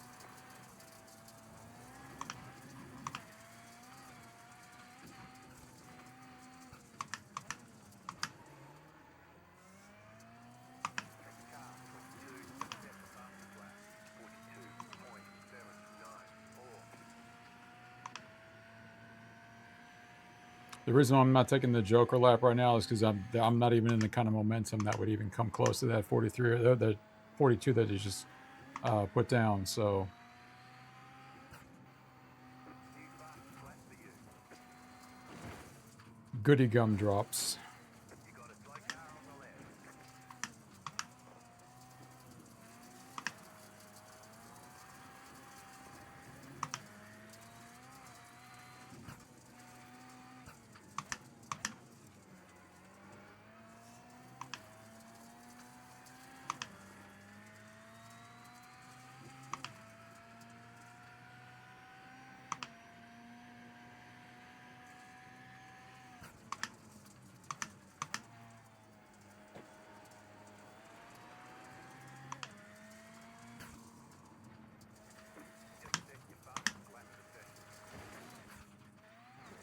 41.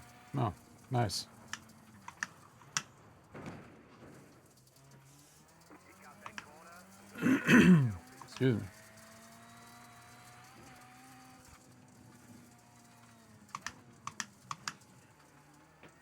Car stop on the right. Go left.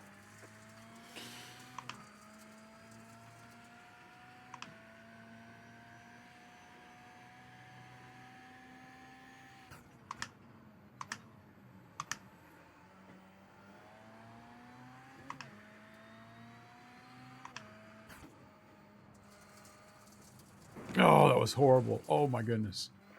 That corner, you've got a slow down penalty.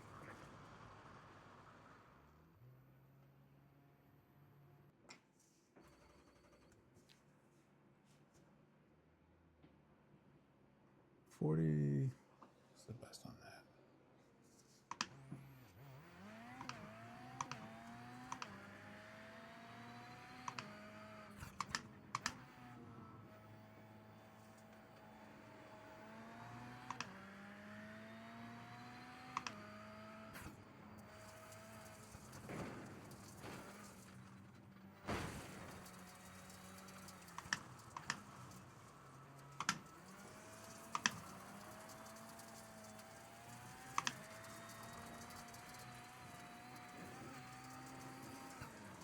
Oh, come on, man. Give me a break, dude. Spinning out right there.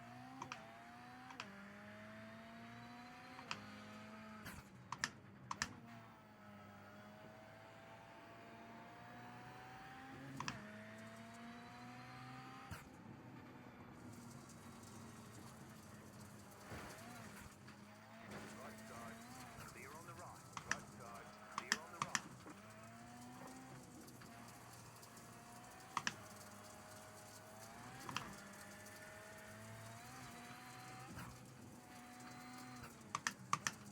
Left side, still there. Clear. Car on your left. Clear on the left. Clear on the left.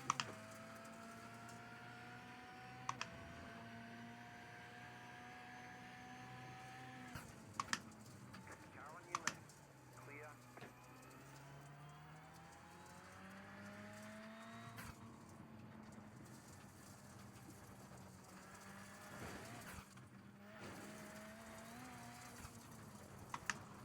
I don't know why I just gunned it doing that. That was the most idiotic thing. Clear.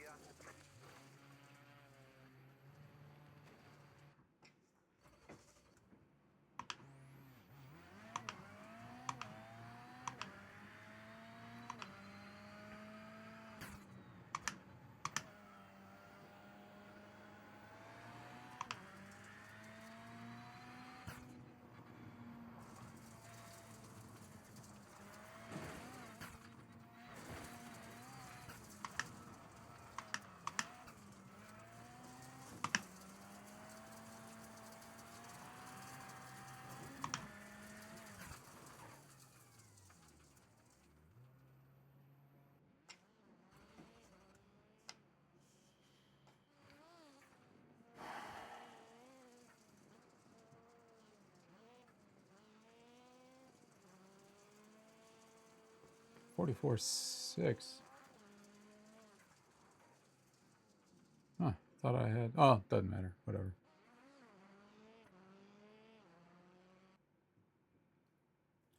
Maybe I should just qualify last and then save myself a whole lot of problems.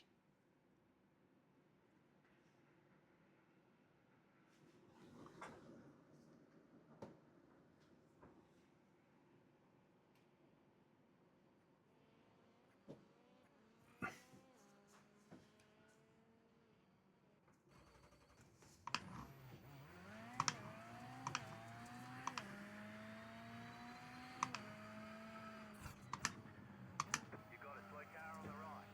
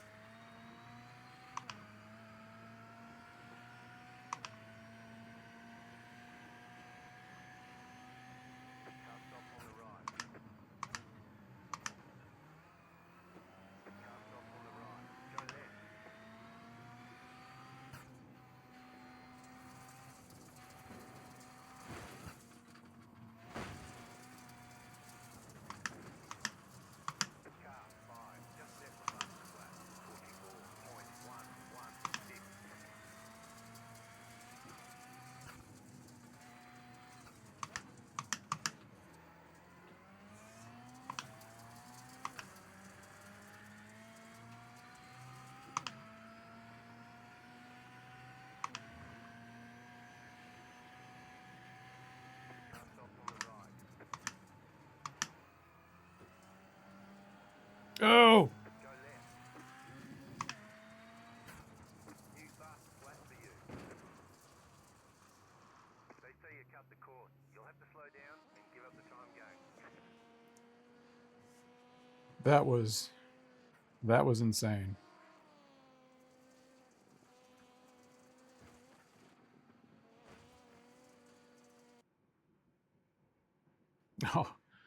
Oh, wanted to see if, well, whatever. All right, it's go time.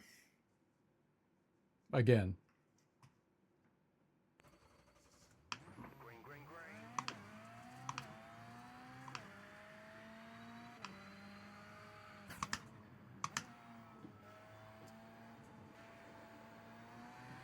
Okay, here comes your first time lap.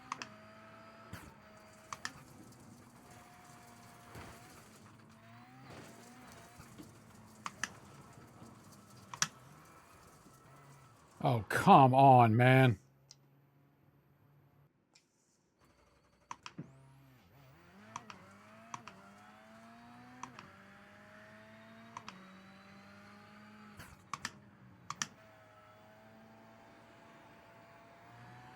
One more lap.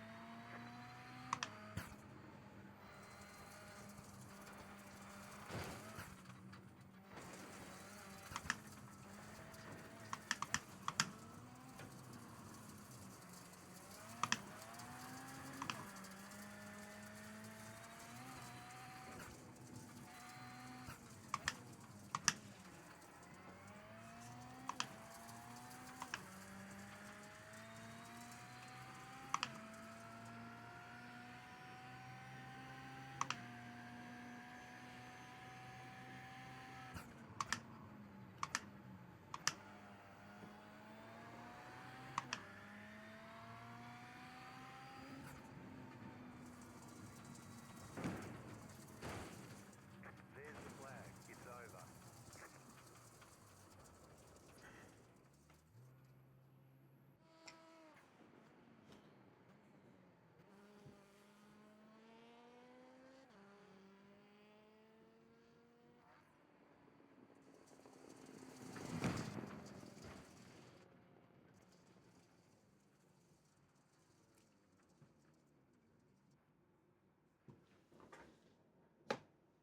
Actually, didn't see where I was pulling. Oh, first again. Okay, well, we already know that really doesn't. The estimated strength of field is 1,172. You can only take the Joker once during the race. There are a lot of points on the table. Remember, you can't take the Joker before your first time past the finish. Green flag, green flag. Are you kidding me?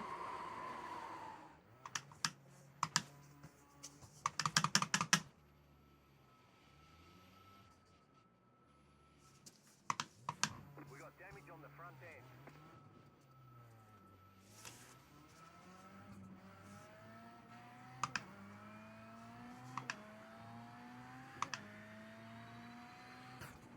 Car stops on the right. Car stops on the left. Car stops on the left. You got a slow car on the left.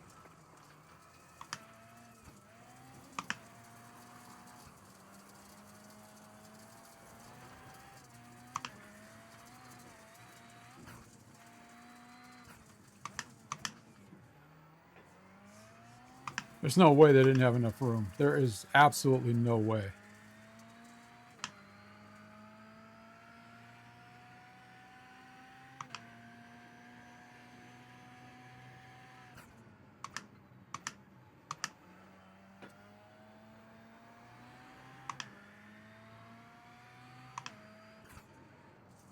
Five laps to go.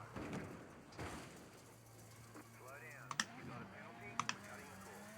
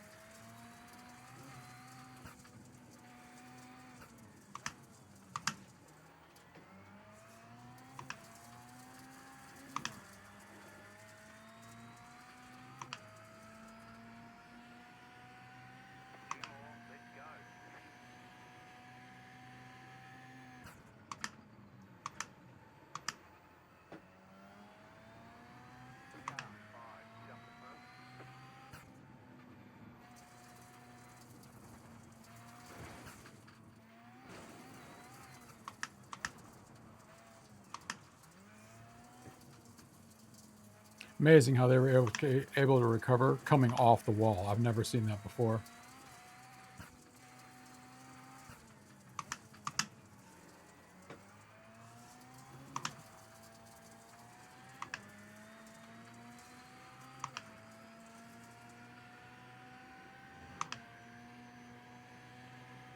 White flag, white flag.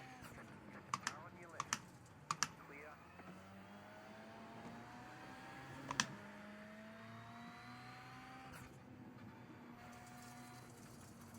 You're in fourth position.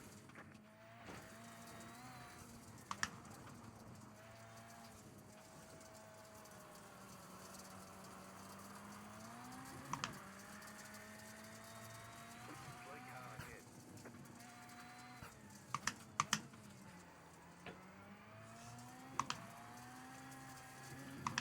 This might have been a good Joker lap one, but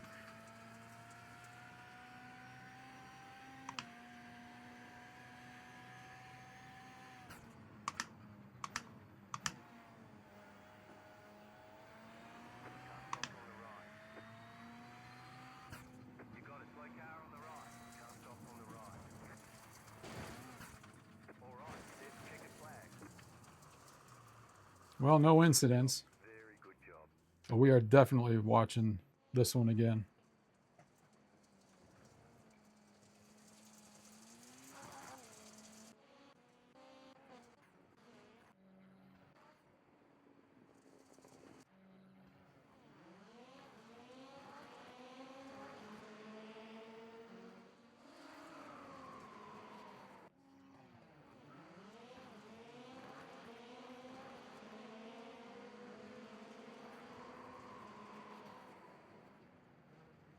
Oh, took the Joker. That's what that was.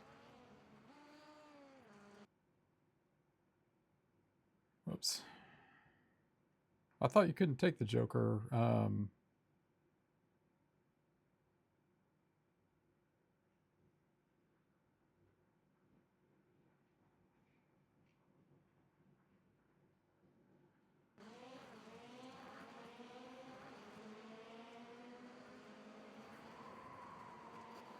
Oh, okay. So check the Joker. I thought you couldn't take the Joker till after the whatever, but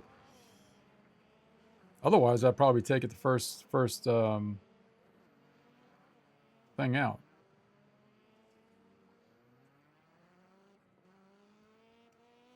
Man, what a bummer. Otherwise, if I hadn't gotten spun out,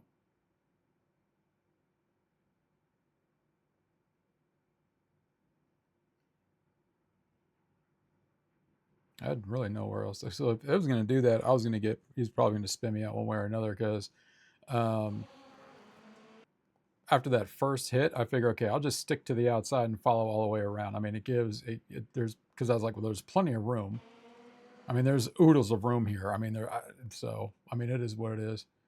But this is the drawback of getting first, because since you're on the outside, everybody just cranks you right out of the way, and then everybody gets on with their day. Like if I'd have been,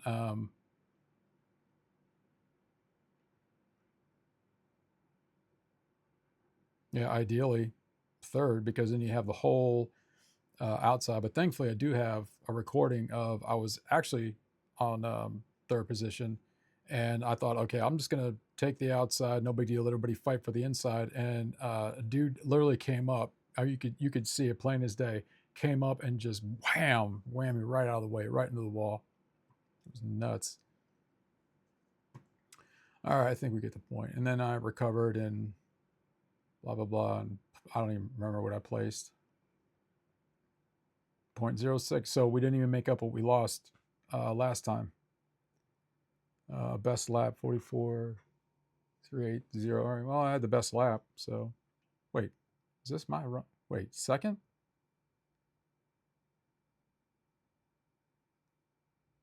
Is this the right race? Am I losing my mind right now?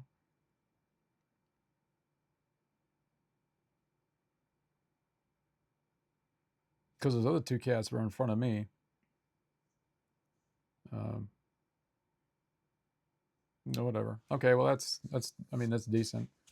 At least I got the split.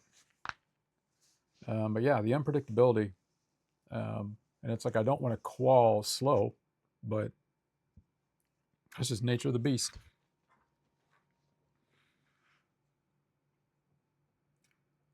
$44.3 versus 45.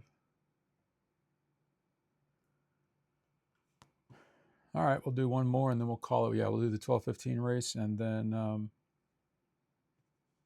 we'll call it a night. So let's say theoretically we'd have done this, we'd be at least 3.5 something. It really is a slow grind when you're doing this. If it only gives you like 0.5 or point whatever or 0.0 something, and this is where trying to figure out again, how does the game calculate what it gives you as far as the safety? At least we didn't have any incidents. I thought that connection was going to give us a couple, but all right. Let me check the results. Something doesn't seem right.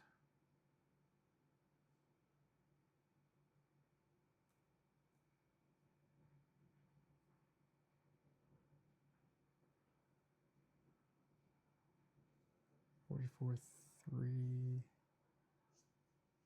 So why is it giving me?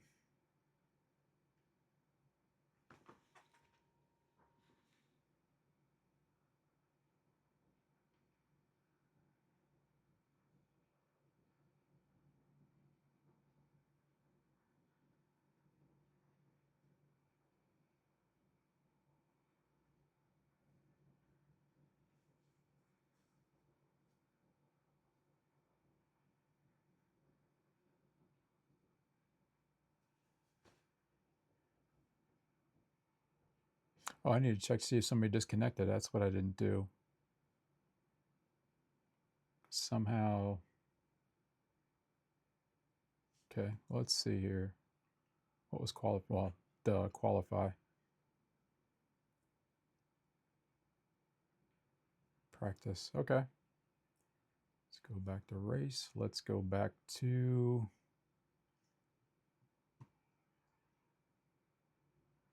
No, nobody disconnected.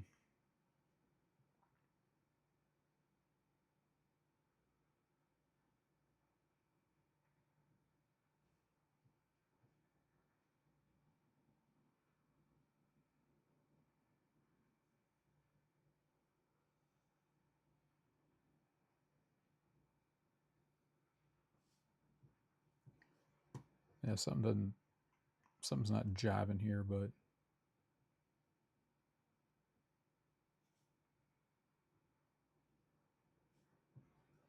start, finished, 0 points. Winner. Okay. Whew, man.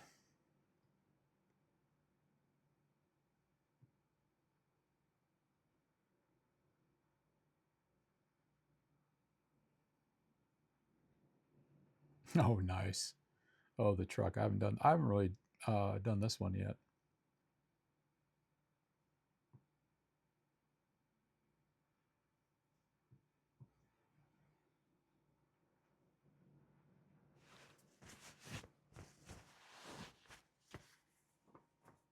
All right. Time to chill out for a little bit and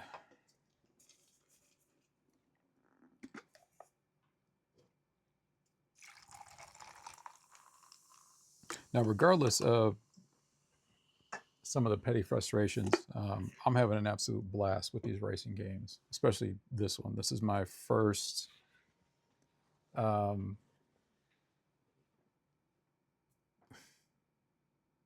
like big like racing simulator. This is the first one I've done like from an online standpoint. The history of the racing games has been the Need for Speeds, specifically Need for Speed Underground 2 and Need for Speed Carbon, right, when the Evo dominated everything. And then there was GT Gran Turismo, but I think the last time I played Gran Turismo was probably 20 plus years ago. And recently, once I started kind of getting back into gaming, I downloaded WRC. That was one of the ones I was jumping on for a little while. So now I have an opportunity to really just sort of get immersed and that's where I thought towards the end of the year, actually getting a wheelbase and wheel and all that. So, and then having a chance to do the Formula One, the NASCAR, and Gran Turismo. So GT7's been out for what, 3 years now, and I haven't.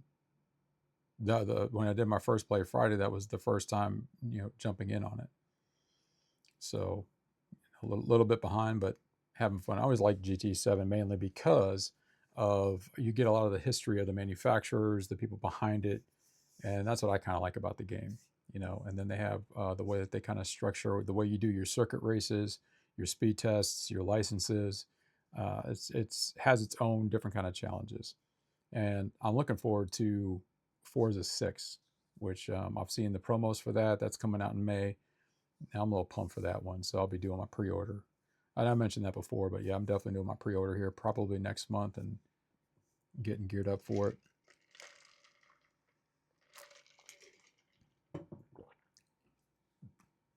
Let's see if we got a... I was tempted to do an oval, but let's see what the old Mazda's doing. Oh, that's right, all the tracks switched over. So... And even then, for the rally, you can get the other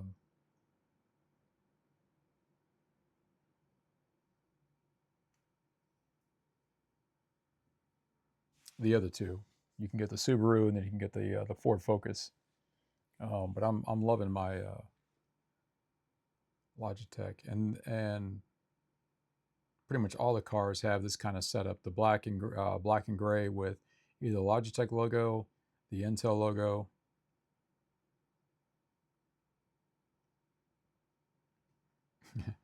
So I spent like one of my breaks when I was going in between races and just kind of like diving into every one, giving them the black and silver, and giving them either Logitech.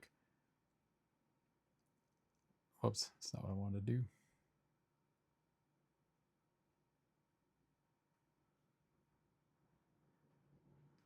Or get him the Intel logo. It's pretty sweet how you can really spruce these things up however you want to. It gives you a lot of flexibility. Even though this room is like 60 some odd degrees right now. Pretty toasty when you're racing. When you're rocking and rolling.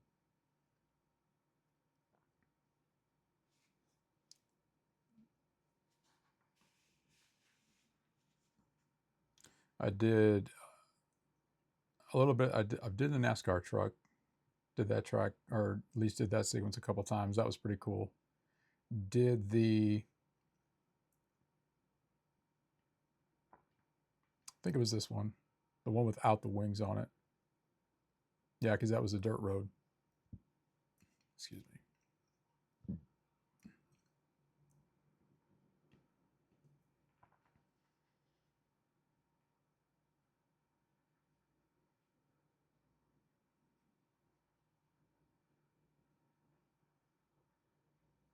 Kind of wish the rally step was about every half hour, maybe 45 minutes.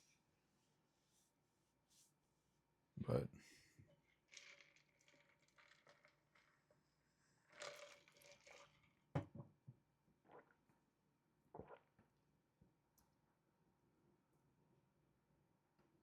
let's go back to Dirt Mini. See if we can't squeeze some. All right, 15.9, 16.0, 16.1, 16.4. All right, so basically we know we have to get under a 16.5 just to be sort of comfortable. And ideally, if people are getting 15.6, yeah, 15.6, 15.9.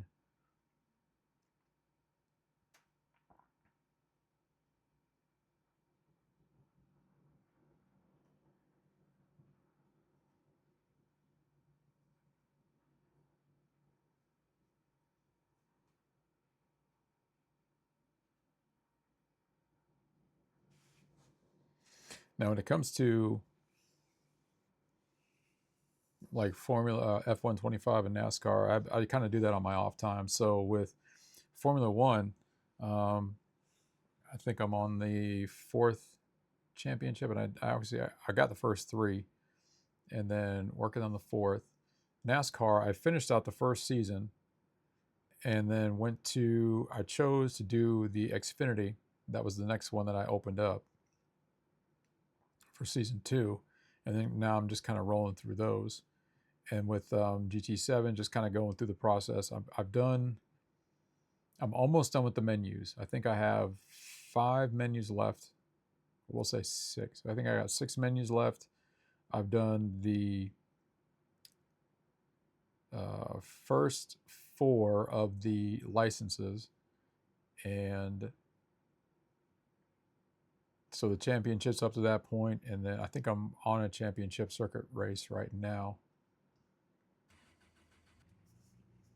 But this one I wanted to do for Motor Pool Monday just because, again, working on that safety rating and seeing what I could do within a time frame, and just kind of see it raw and uncut, right? So, I take the video and bounce it over to YouTube. It's not going to be cut up and chiseled up. It's just, here you go. Here's the sequence of events. Here's the highs, the lows. Having great success on the test and the practice, great success on the qualify, and then when you get right to the race, it just all goes. It's really about more like recovery than anything else. But we managed to come back from that race, no incidents, and picked up a little bit of safety rating. So that's kind of like a good example of just being able to recoup.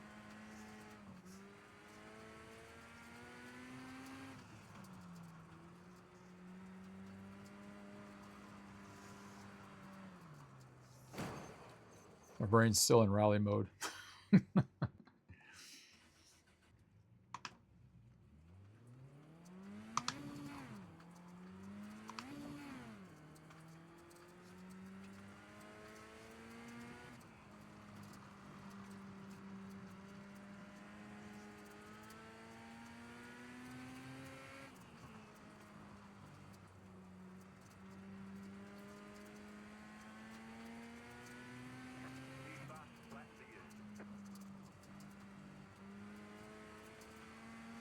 Oh, I shouldn't have turned the wheel. I was actually...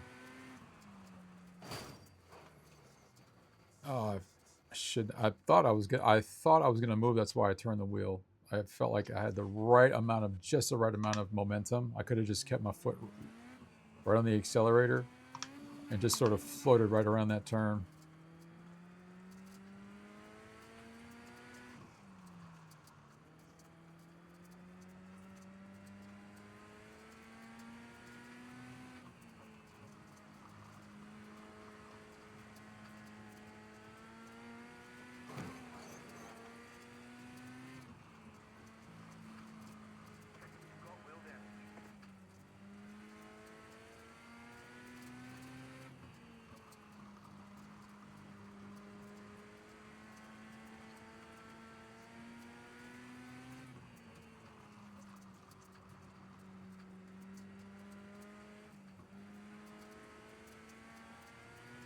I'm dropping the hammer.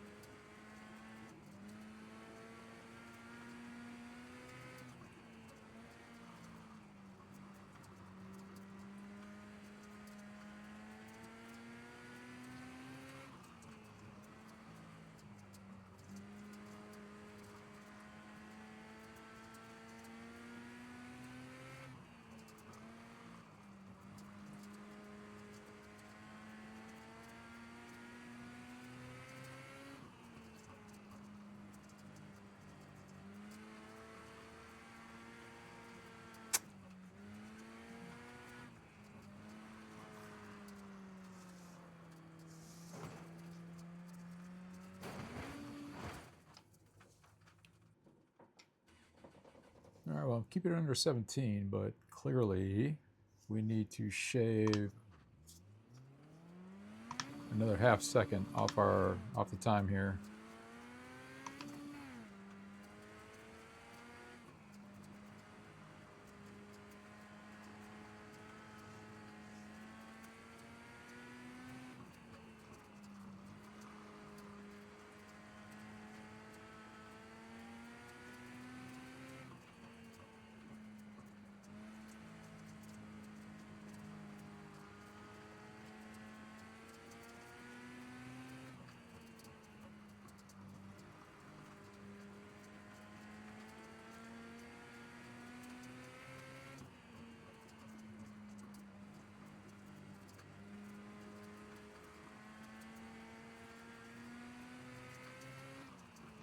I think I need to cut on that inside just a little bit on this upcoming turn. That's what's kind of...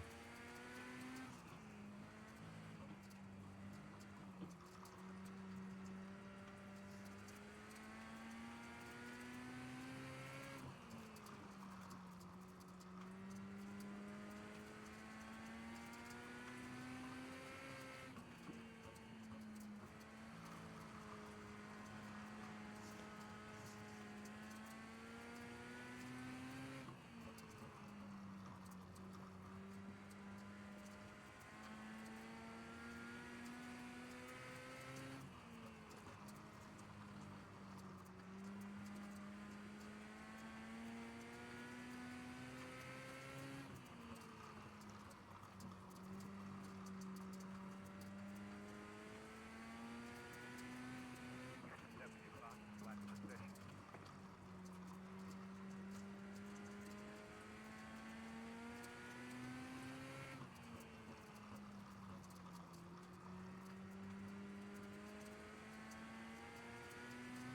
That was your fastest lap of the session.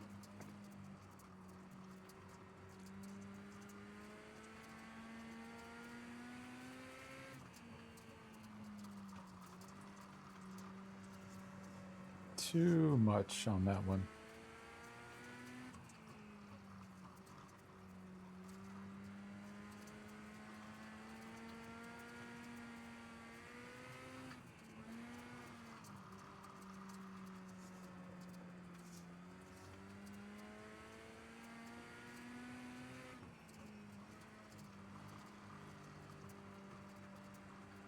Oh, there we go.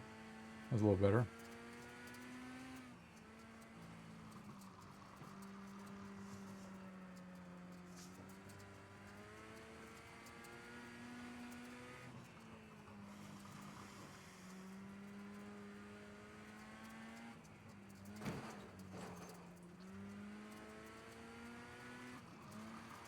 Got wheel damage.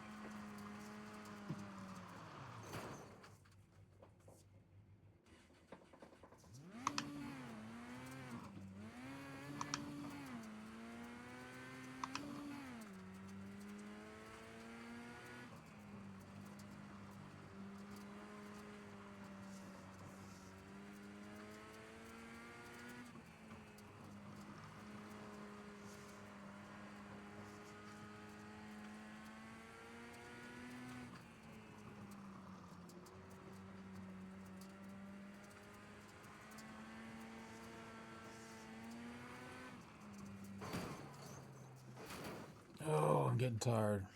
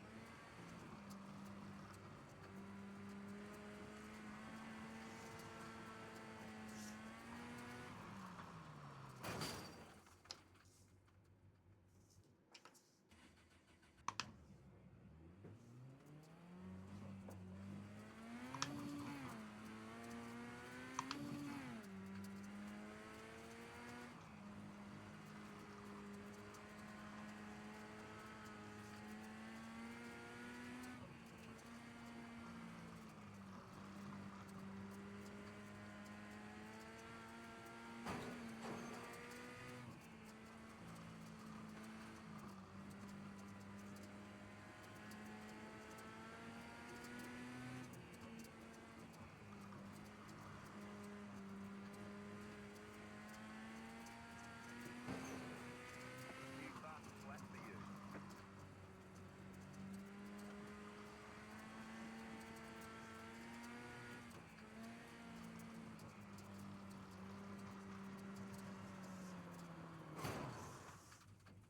Oh, 16.5. We're getting there.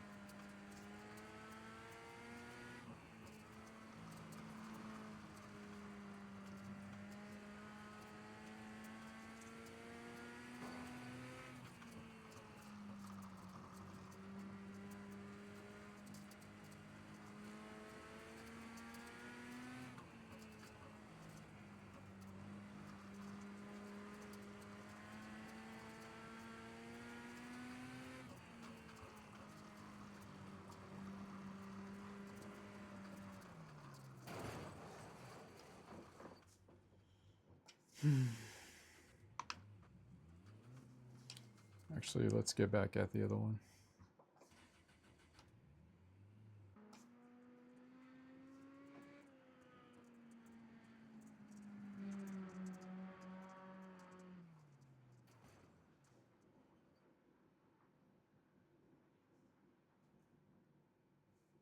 Okay.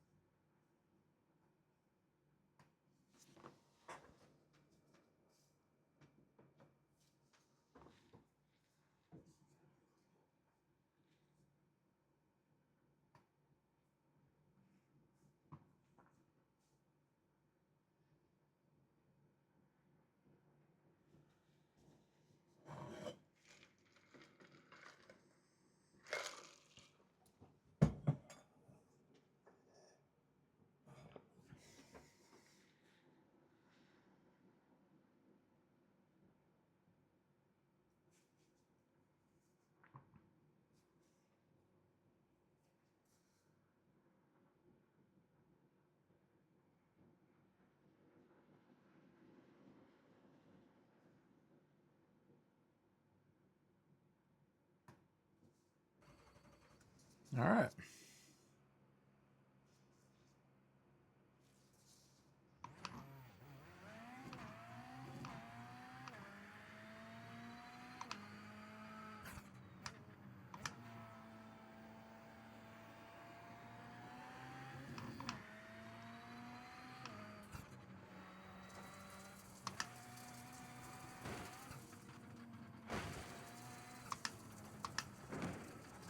They say you cut the cord. You'll have to slow down and give up the time game.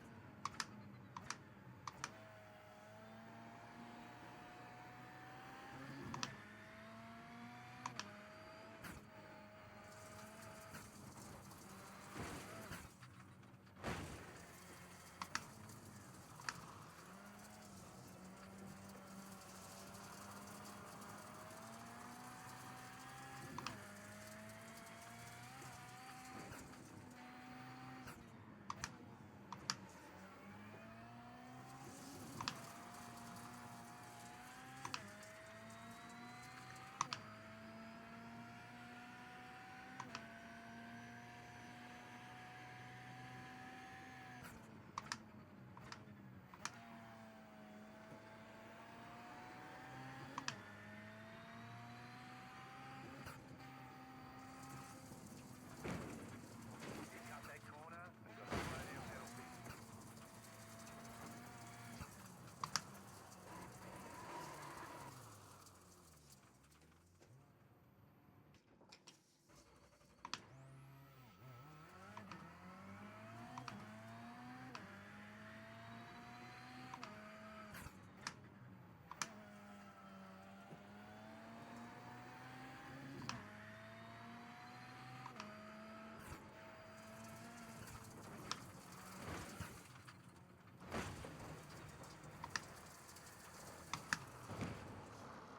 And I shifted right when I hit that ramp. I was not trying to do that.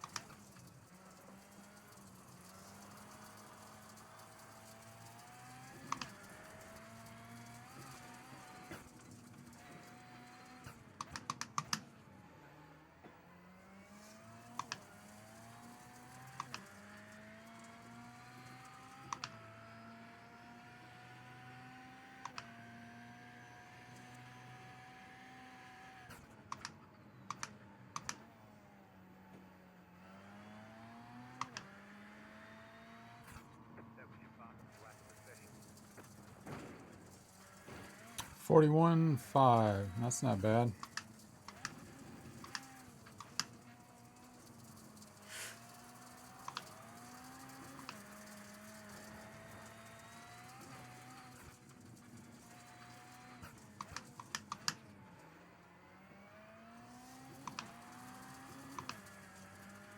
Now, of course, it's not going to do me any good if I can't even finish a race.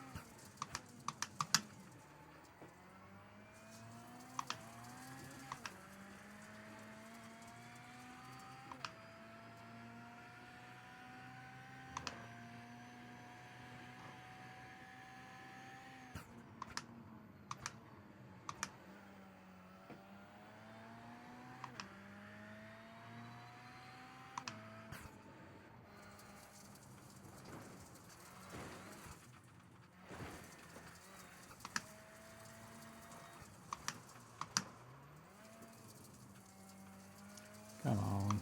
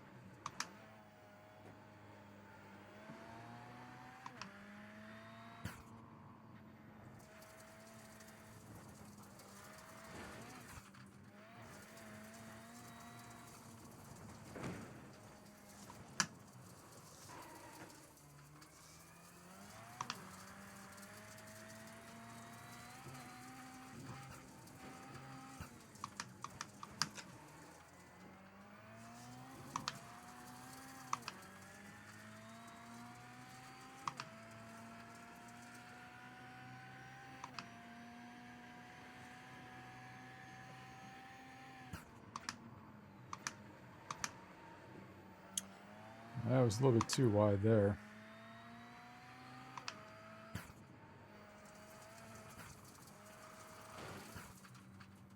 Oh, that was horrible. Abysmal.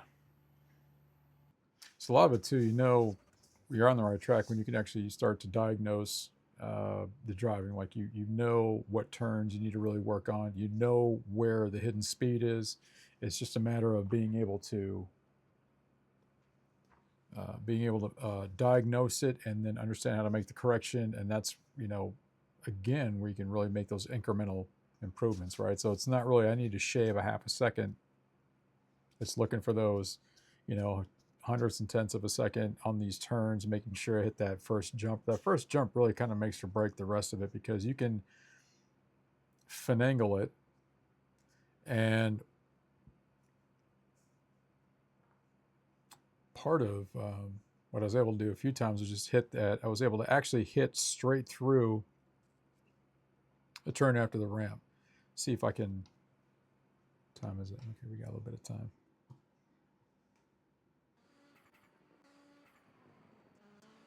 We'll back up 3 laps. We'll see if I was able to.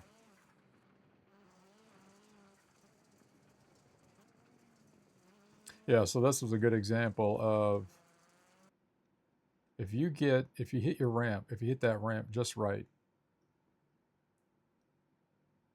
and it was a little on the wobbly side, but you'll notice now. Before I said, you know, because if you hit this thing right about here, it just kind of really throws you completely off. So I said I need to be a little bit more to the right. So this is about the sweet spot where you can basically crank this thing a little bit. And I've watched other drivers do that. Like they basically hit all those, I don't know what these things are called, but being able to use that as a guide to really cut inside each turn. So being able to do that, hit that jump, which set me up perfect for essentially going right down. I think I hit it just a little bit, but you could see on this one, it was the same thing. Coming right over it, getting that corner. That wasn't too bad. And then the trick with this hairpin is you already want to be turning as you're braking, because I just, pop it down to second, make that turn, and then do a straight shot forward where you can really hit the very far right edge going into third and to fourth. I don't know if this was a clean one, but that wasn't too bad. Hey, what's going on, my man? It's half and half tonight. The first race didn't go so well. Because this is going to be my third one, then I'm probably going to call it. But so I did the 10:15. I lost 0.07 on my safety rating because it was a bit of a circus show when the race started. Second race, I got the pole position, still got spun out, but managed to come back second. 0 incidents, and got 0.0, I think I made back 0.06 on my safety rating. So tonight, that's what the focus was, is because if I can hit 4.0 before the season's out, yeah, thanks, bro. Yeah, I know on the first race I made first position, and the second one made first position, but everybody's just slamming everybody out of the way. I got spun out because somebody took the Joker without even completing the first lap. I mean, they took the Joker immediately, and I got pitted out, but I was able to come back. And now I'm just working on my lap times, really getting them clean. Because I think you probably noticed this too. Whatever update they did, the physics of the cars is handling a little bit differently now, and being able to squeeze a little bit more speed out of these tracks. Because 41, that was taking the Joker lap, but 44, 43, 42, 44, I'm pretty much, right there, getting these runs clean. So, and what I've been doing on the stream tonight is just kind of doing some more commentary on where the sweet spot, where do you want to be on the track. Like this lap was actually pretty good. I was able to hit all the corners. So coming into this one where you want to slide, and I was able to really just catch right the edge of this one, get the ramp. And then what this did is it set me up so I could actually hit this turn, but I was able to go straight through. So just caught the inside of this one, just caught the inside of that one, but did it straight. I didn't have to do any crazy turning and all that. And it's just kind of an example on what we've been doing. So how's your night going, dude? What are you working on tonight?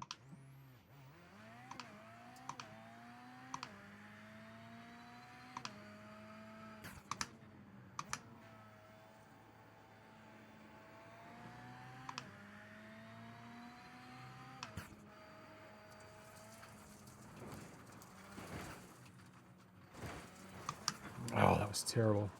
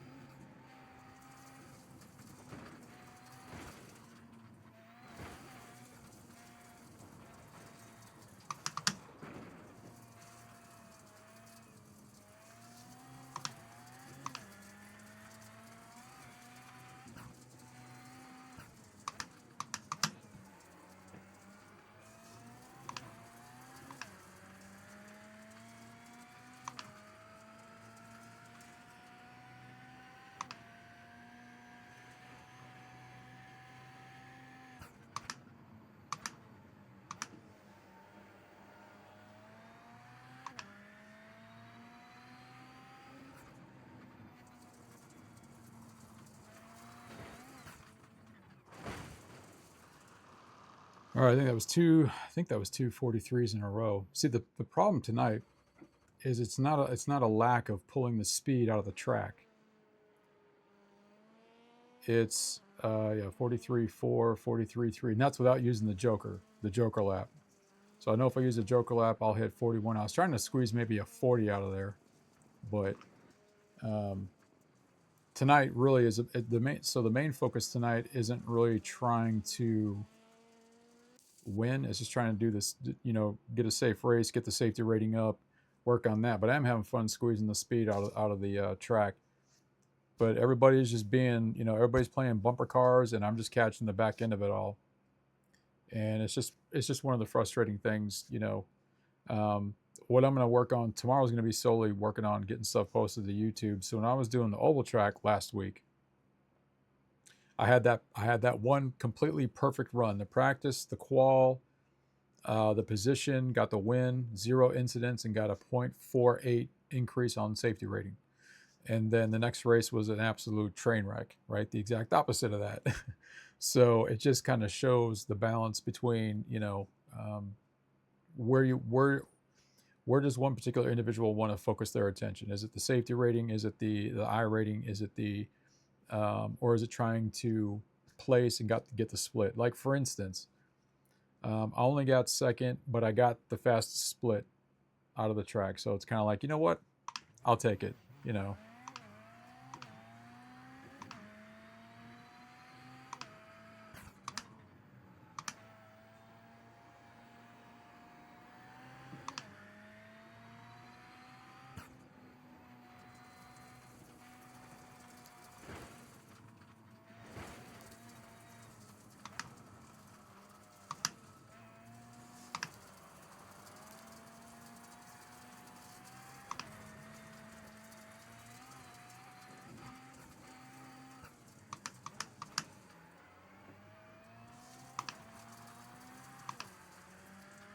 It's too soon coming out of third.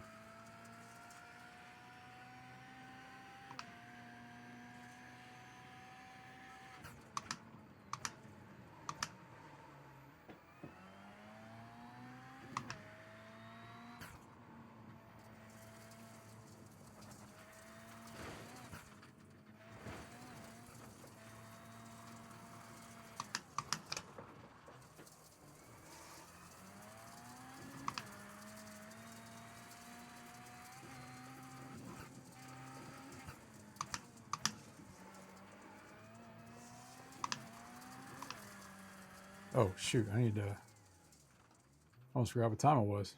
Yikes.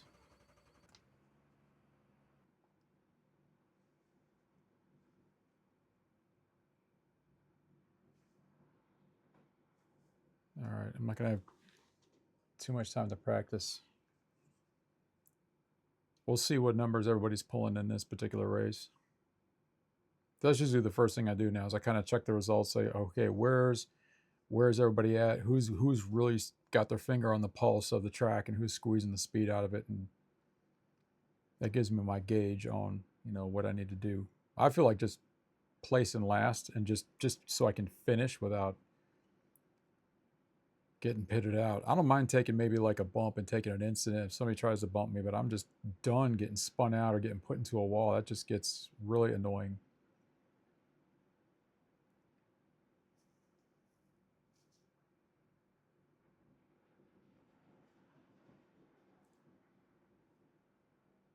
Whoops.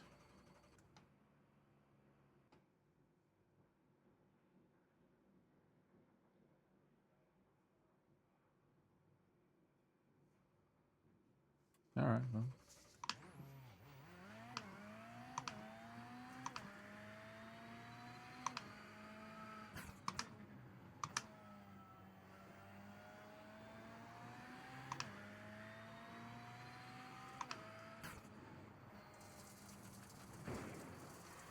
That was a little on the sloppy side, but we'll just do a little recovery here.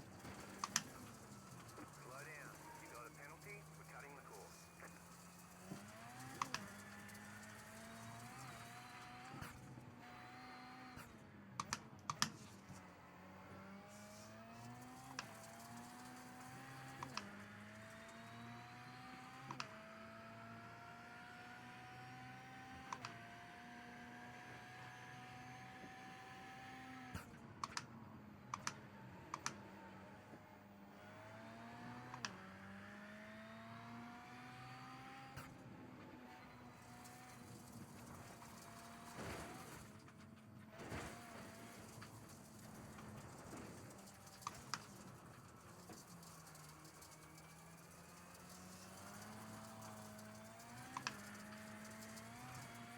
So that little turn is where you can, as you kind of watching the timer up top, you can lose a whole second out of that. Even if you're doing stuff right and you're still staying within that trajectory. It just eats up time.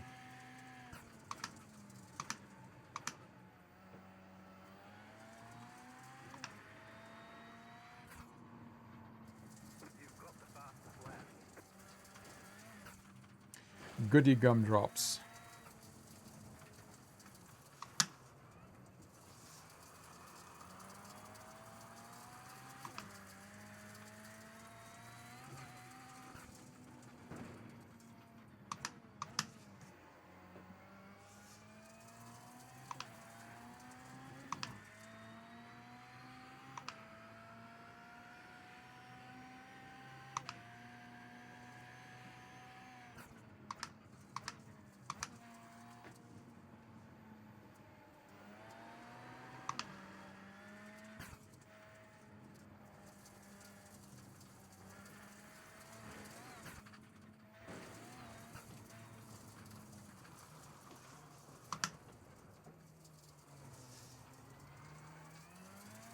Good grief.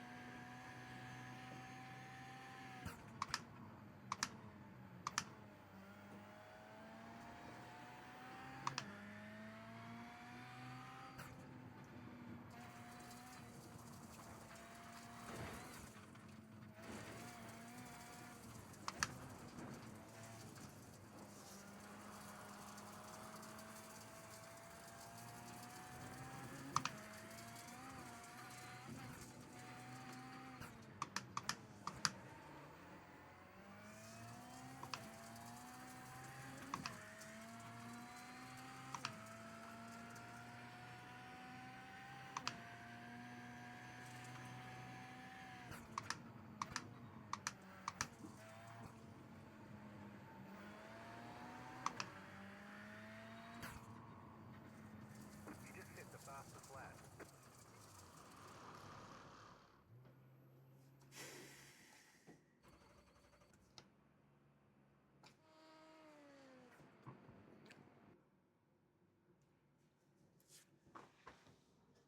All right, last one of the night.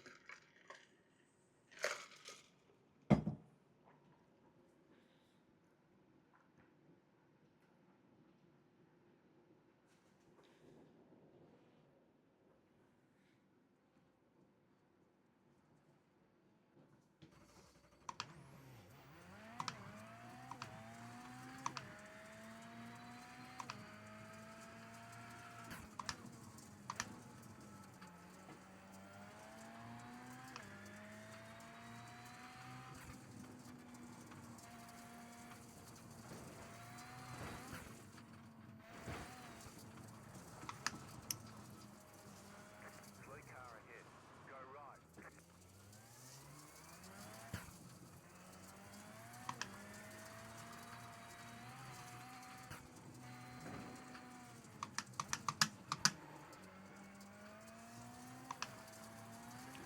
Right through there, like thread and needle. Just beeline it.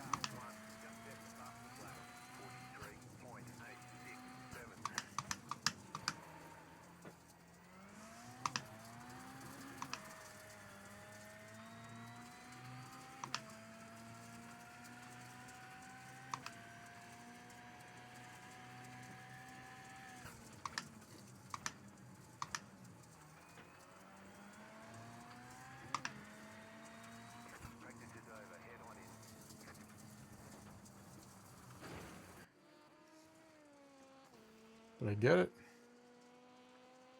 What?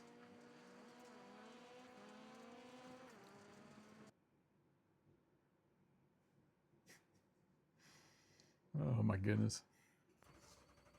All right, call time. Green flag. All right.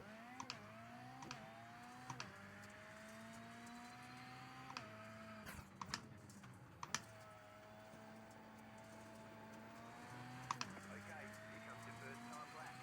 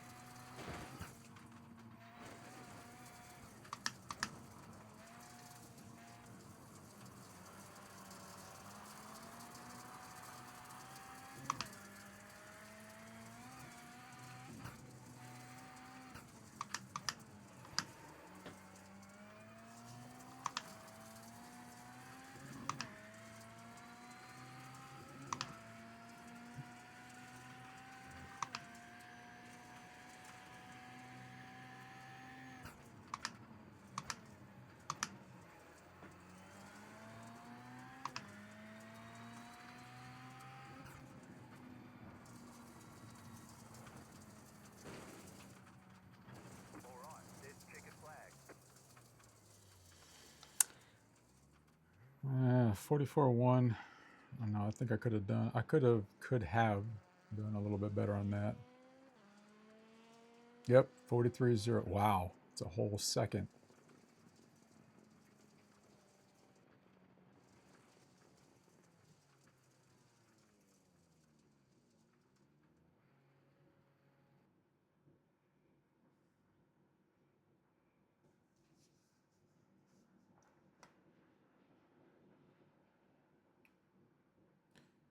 Well, that means they'll be on the outside.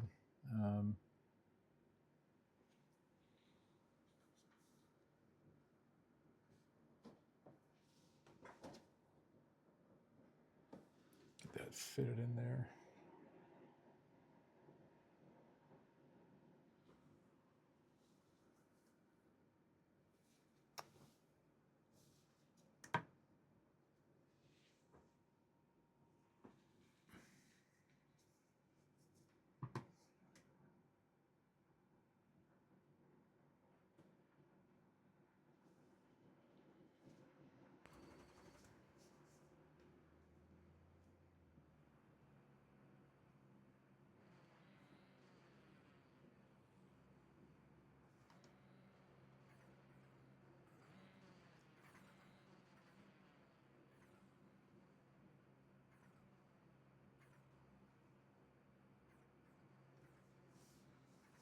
Everyone's gridded.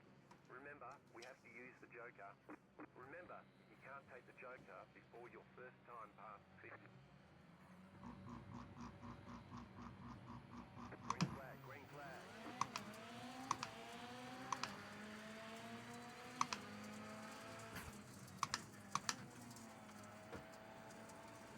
Car on your left, you're in the middle. Rewind. Clear.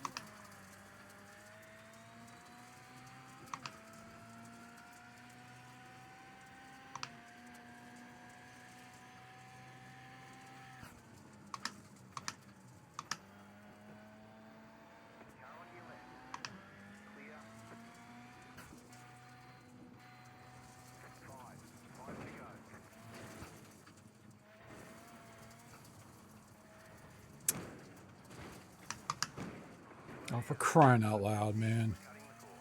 Car right. It looks like you've got some engine trouble. You've probably lost power.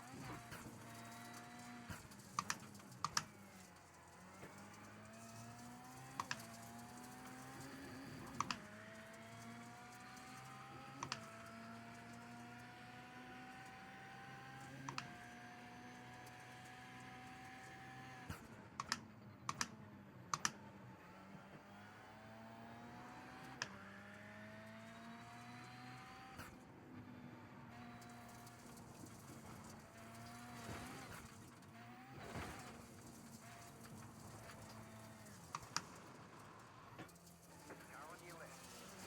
Clear.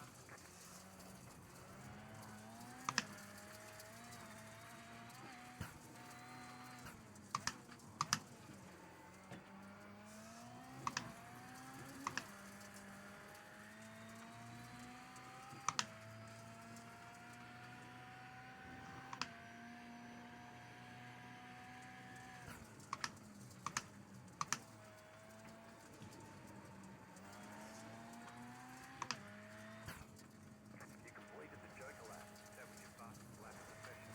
The car in P1 just set the fastest lap. 44.096. You're back in second. Oh, come on, man. Down. You got a penalty for cutting the cord.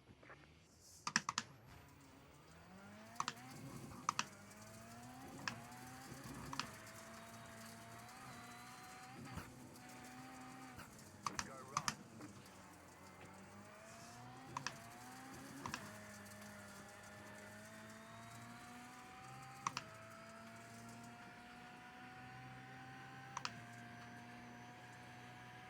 Two more. Let's go. The car in P1 just set the fastest lap. 43.974. Car stops on the left.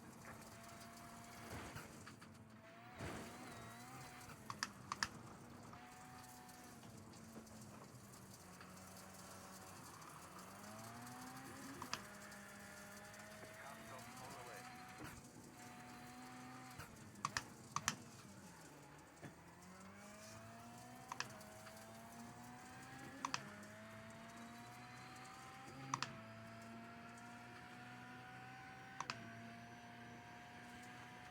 White flag. One more lap to go.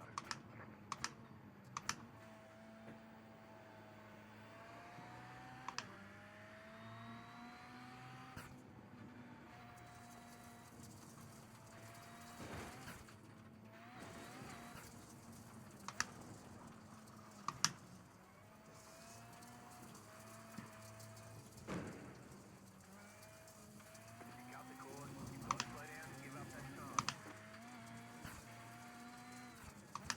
Go right.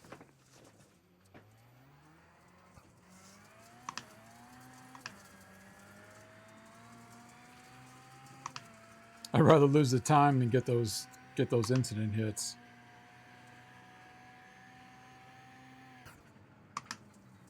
Car on your left. Clear.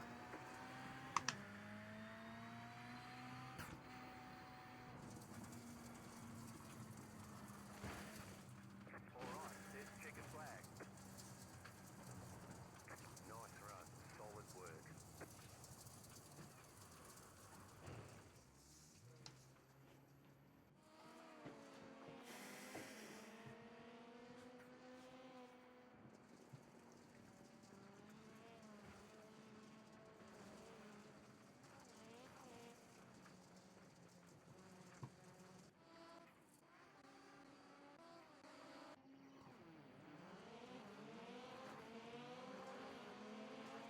I got to figure out a better way of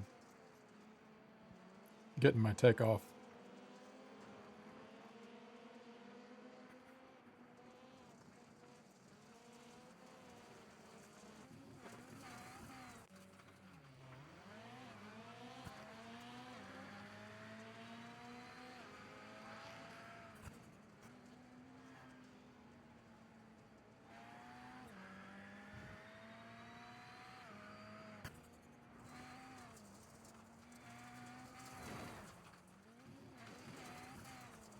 See, one of the benefits of already being first, if you can get ahead of everybody, you can just continue your momentum, and you don't have to worry about what's even going on behind you.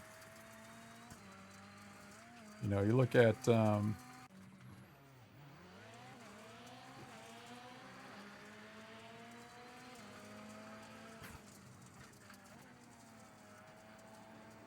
lost everything on that turn for some odd reason.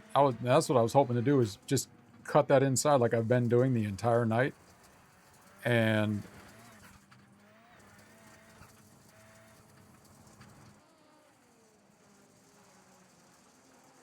I want to slam into that individual, so lost a little bit of time there.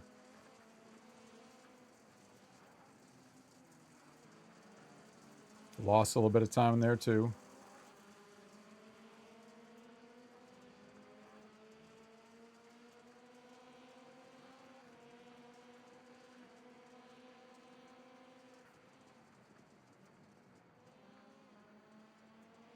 See, that's what I wanted to do. The beginning of the race was just really take that inside and come out. And I knew after that it was going to be pretty much smooth sailing. I thought I was going to lose it right there, though. And I sort of did. I thought, I'm done, man. There's no way I'm going to be able to recover from this.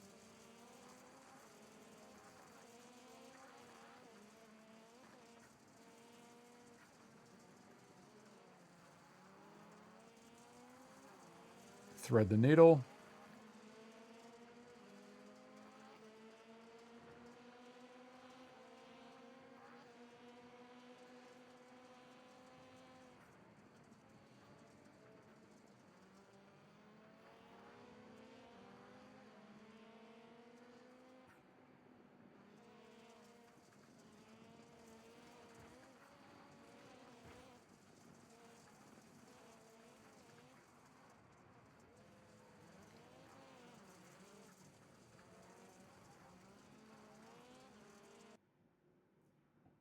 I want to make sure that I didn't really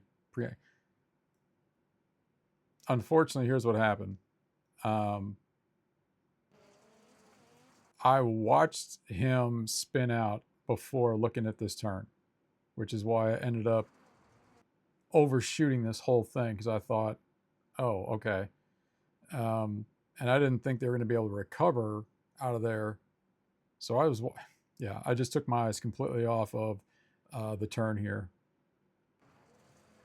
which is why I almost ended up in the wall, because that's what I was looking at, was the car.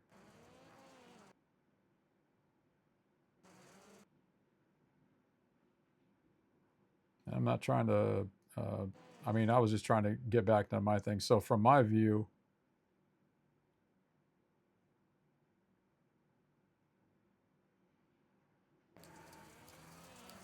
I didn't think he was going to, I thought I'd already overpassed him. So, all right. Let's see what we got here. 0.01. So, in a sense, all I did was just make back what I lost tonight. That's all I did.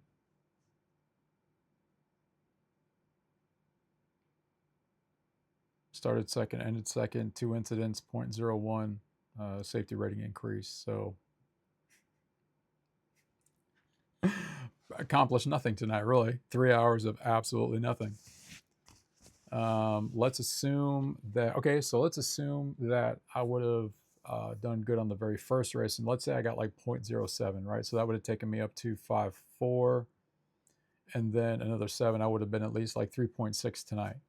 And then I could have finished out this week, because my goal is to finish out this week on my off time. I'm not going to stream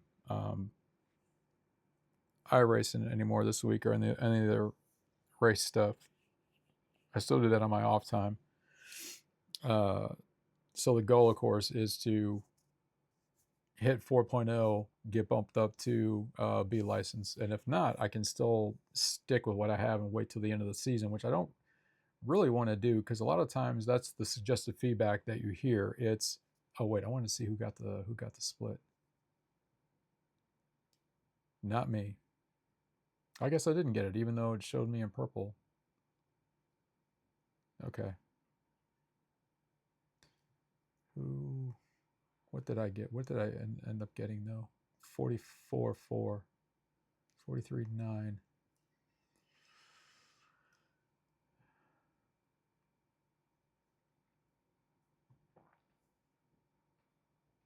All right. So anyway, some of the suggested feedback is once you hit your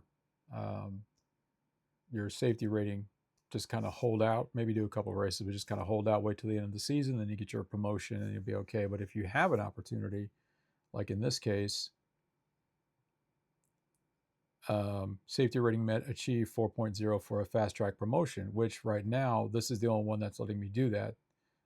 This one I've really overshot, but so basically I just hold out and I'll get C for next season, unless for some reason they decide to allow you to fast track it here. Same thing with the rest of them. I'll work on dirt oval, get that up to at least a little over 3. Because one thing I did before, I was doing time trials to do my safety rating. But for some reason, it won't give me credit for the time trial and it won't give me any safety rating increase. Otherwise, I'd just knock out time trials and bump that up. Like instead of doing the races tonight, I just would have jumped into a time trial, really cranked out the because I did one before, but didn't give me anything for it. So I thought, all right, well, I'm not worried about it. Although this week, it'd be kind of interesting to see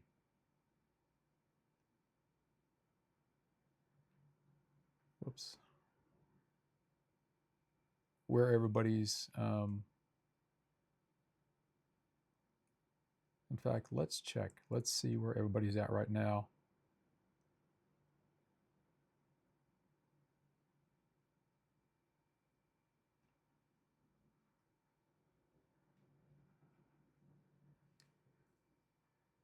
$44, 1, 48, 51. Okay. Well, with the numbers I've been having tonight, we know that I can have a measurable level of success. And so what I'll do, I'm not going to do it tonight because I'm too tired. I'm not going to concentrate and all that stuff. But at least I know we can kind of put ourselves on the scoreboard here for the time trials for this week anyway with this track and with the settings and everything else. So that's going to be the go-to this week on my off time. So the two objectives is to, one, we'll do the time trials just because we know we've had some pretty positive time. We can easily squeeze into second place. That won't be a problem. And then when we think about the focus tonight, of course, was doing the safety rating just because of the fast track promotion. But all we really managed to do was gain back what we lost on that first race. So it took 2 races just to gain back what we lost. Now, the positive side of that entire thing was we squeezed a lot of speed out of the track. We went from kind of being up, a little bit all over the place to being very, very consistent. And consistency is really another aspect of what you're looking for when it comes to rolling in the races. So we were able to get, let's go back to that. So I didn't get the splits, but we're looking at, started second, ended second, had a decent time, right? And I forgot I think it was Brandy. Yeah, this one. Started first, ended second, got a 0.06 increase. Even though it says I got 44.3, somebody else got the split. So just gonna have to live with that. My name's not on the board tonight. That's all right though. And then the first race,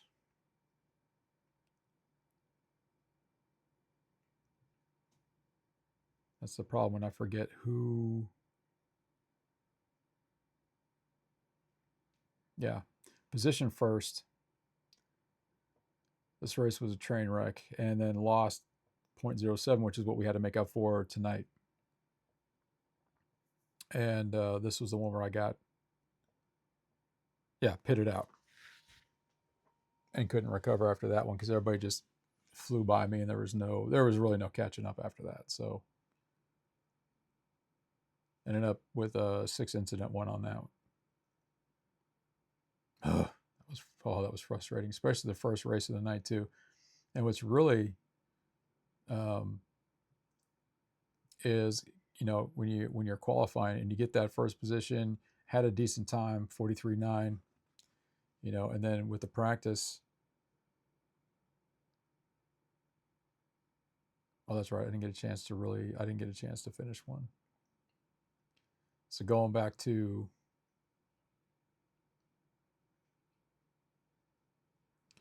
the qualify 43.4,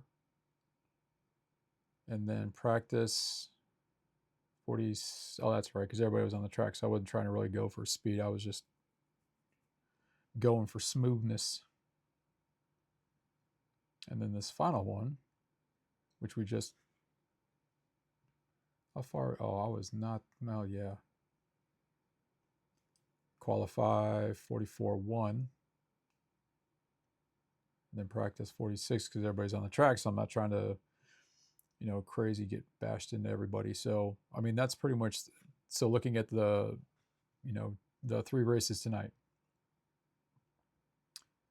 the challenge, like I said, the ups and downs, the heartaches, the tears, the laughter, the sadness, the intensity, getting pitted out, that drives me absolutely insane. And then, all right, so we're going to work on that this week. Try and get, really my focus is just getting this up to 4.0 to get B. If I'm able to do that this week, I'll work on Dirt Oval, get that up to 3.0, and then we'll work. This is already set for the next season. And then these two, we'll figure something out.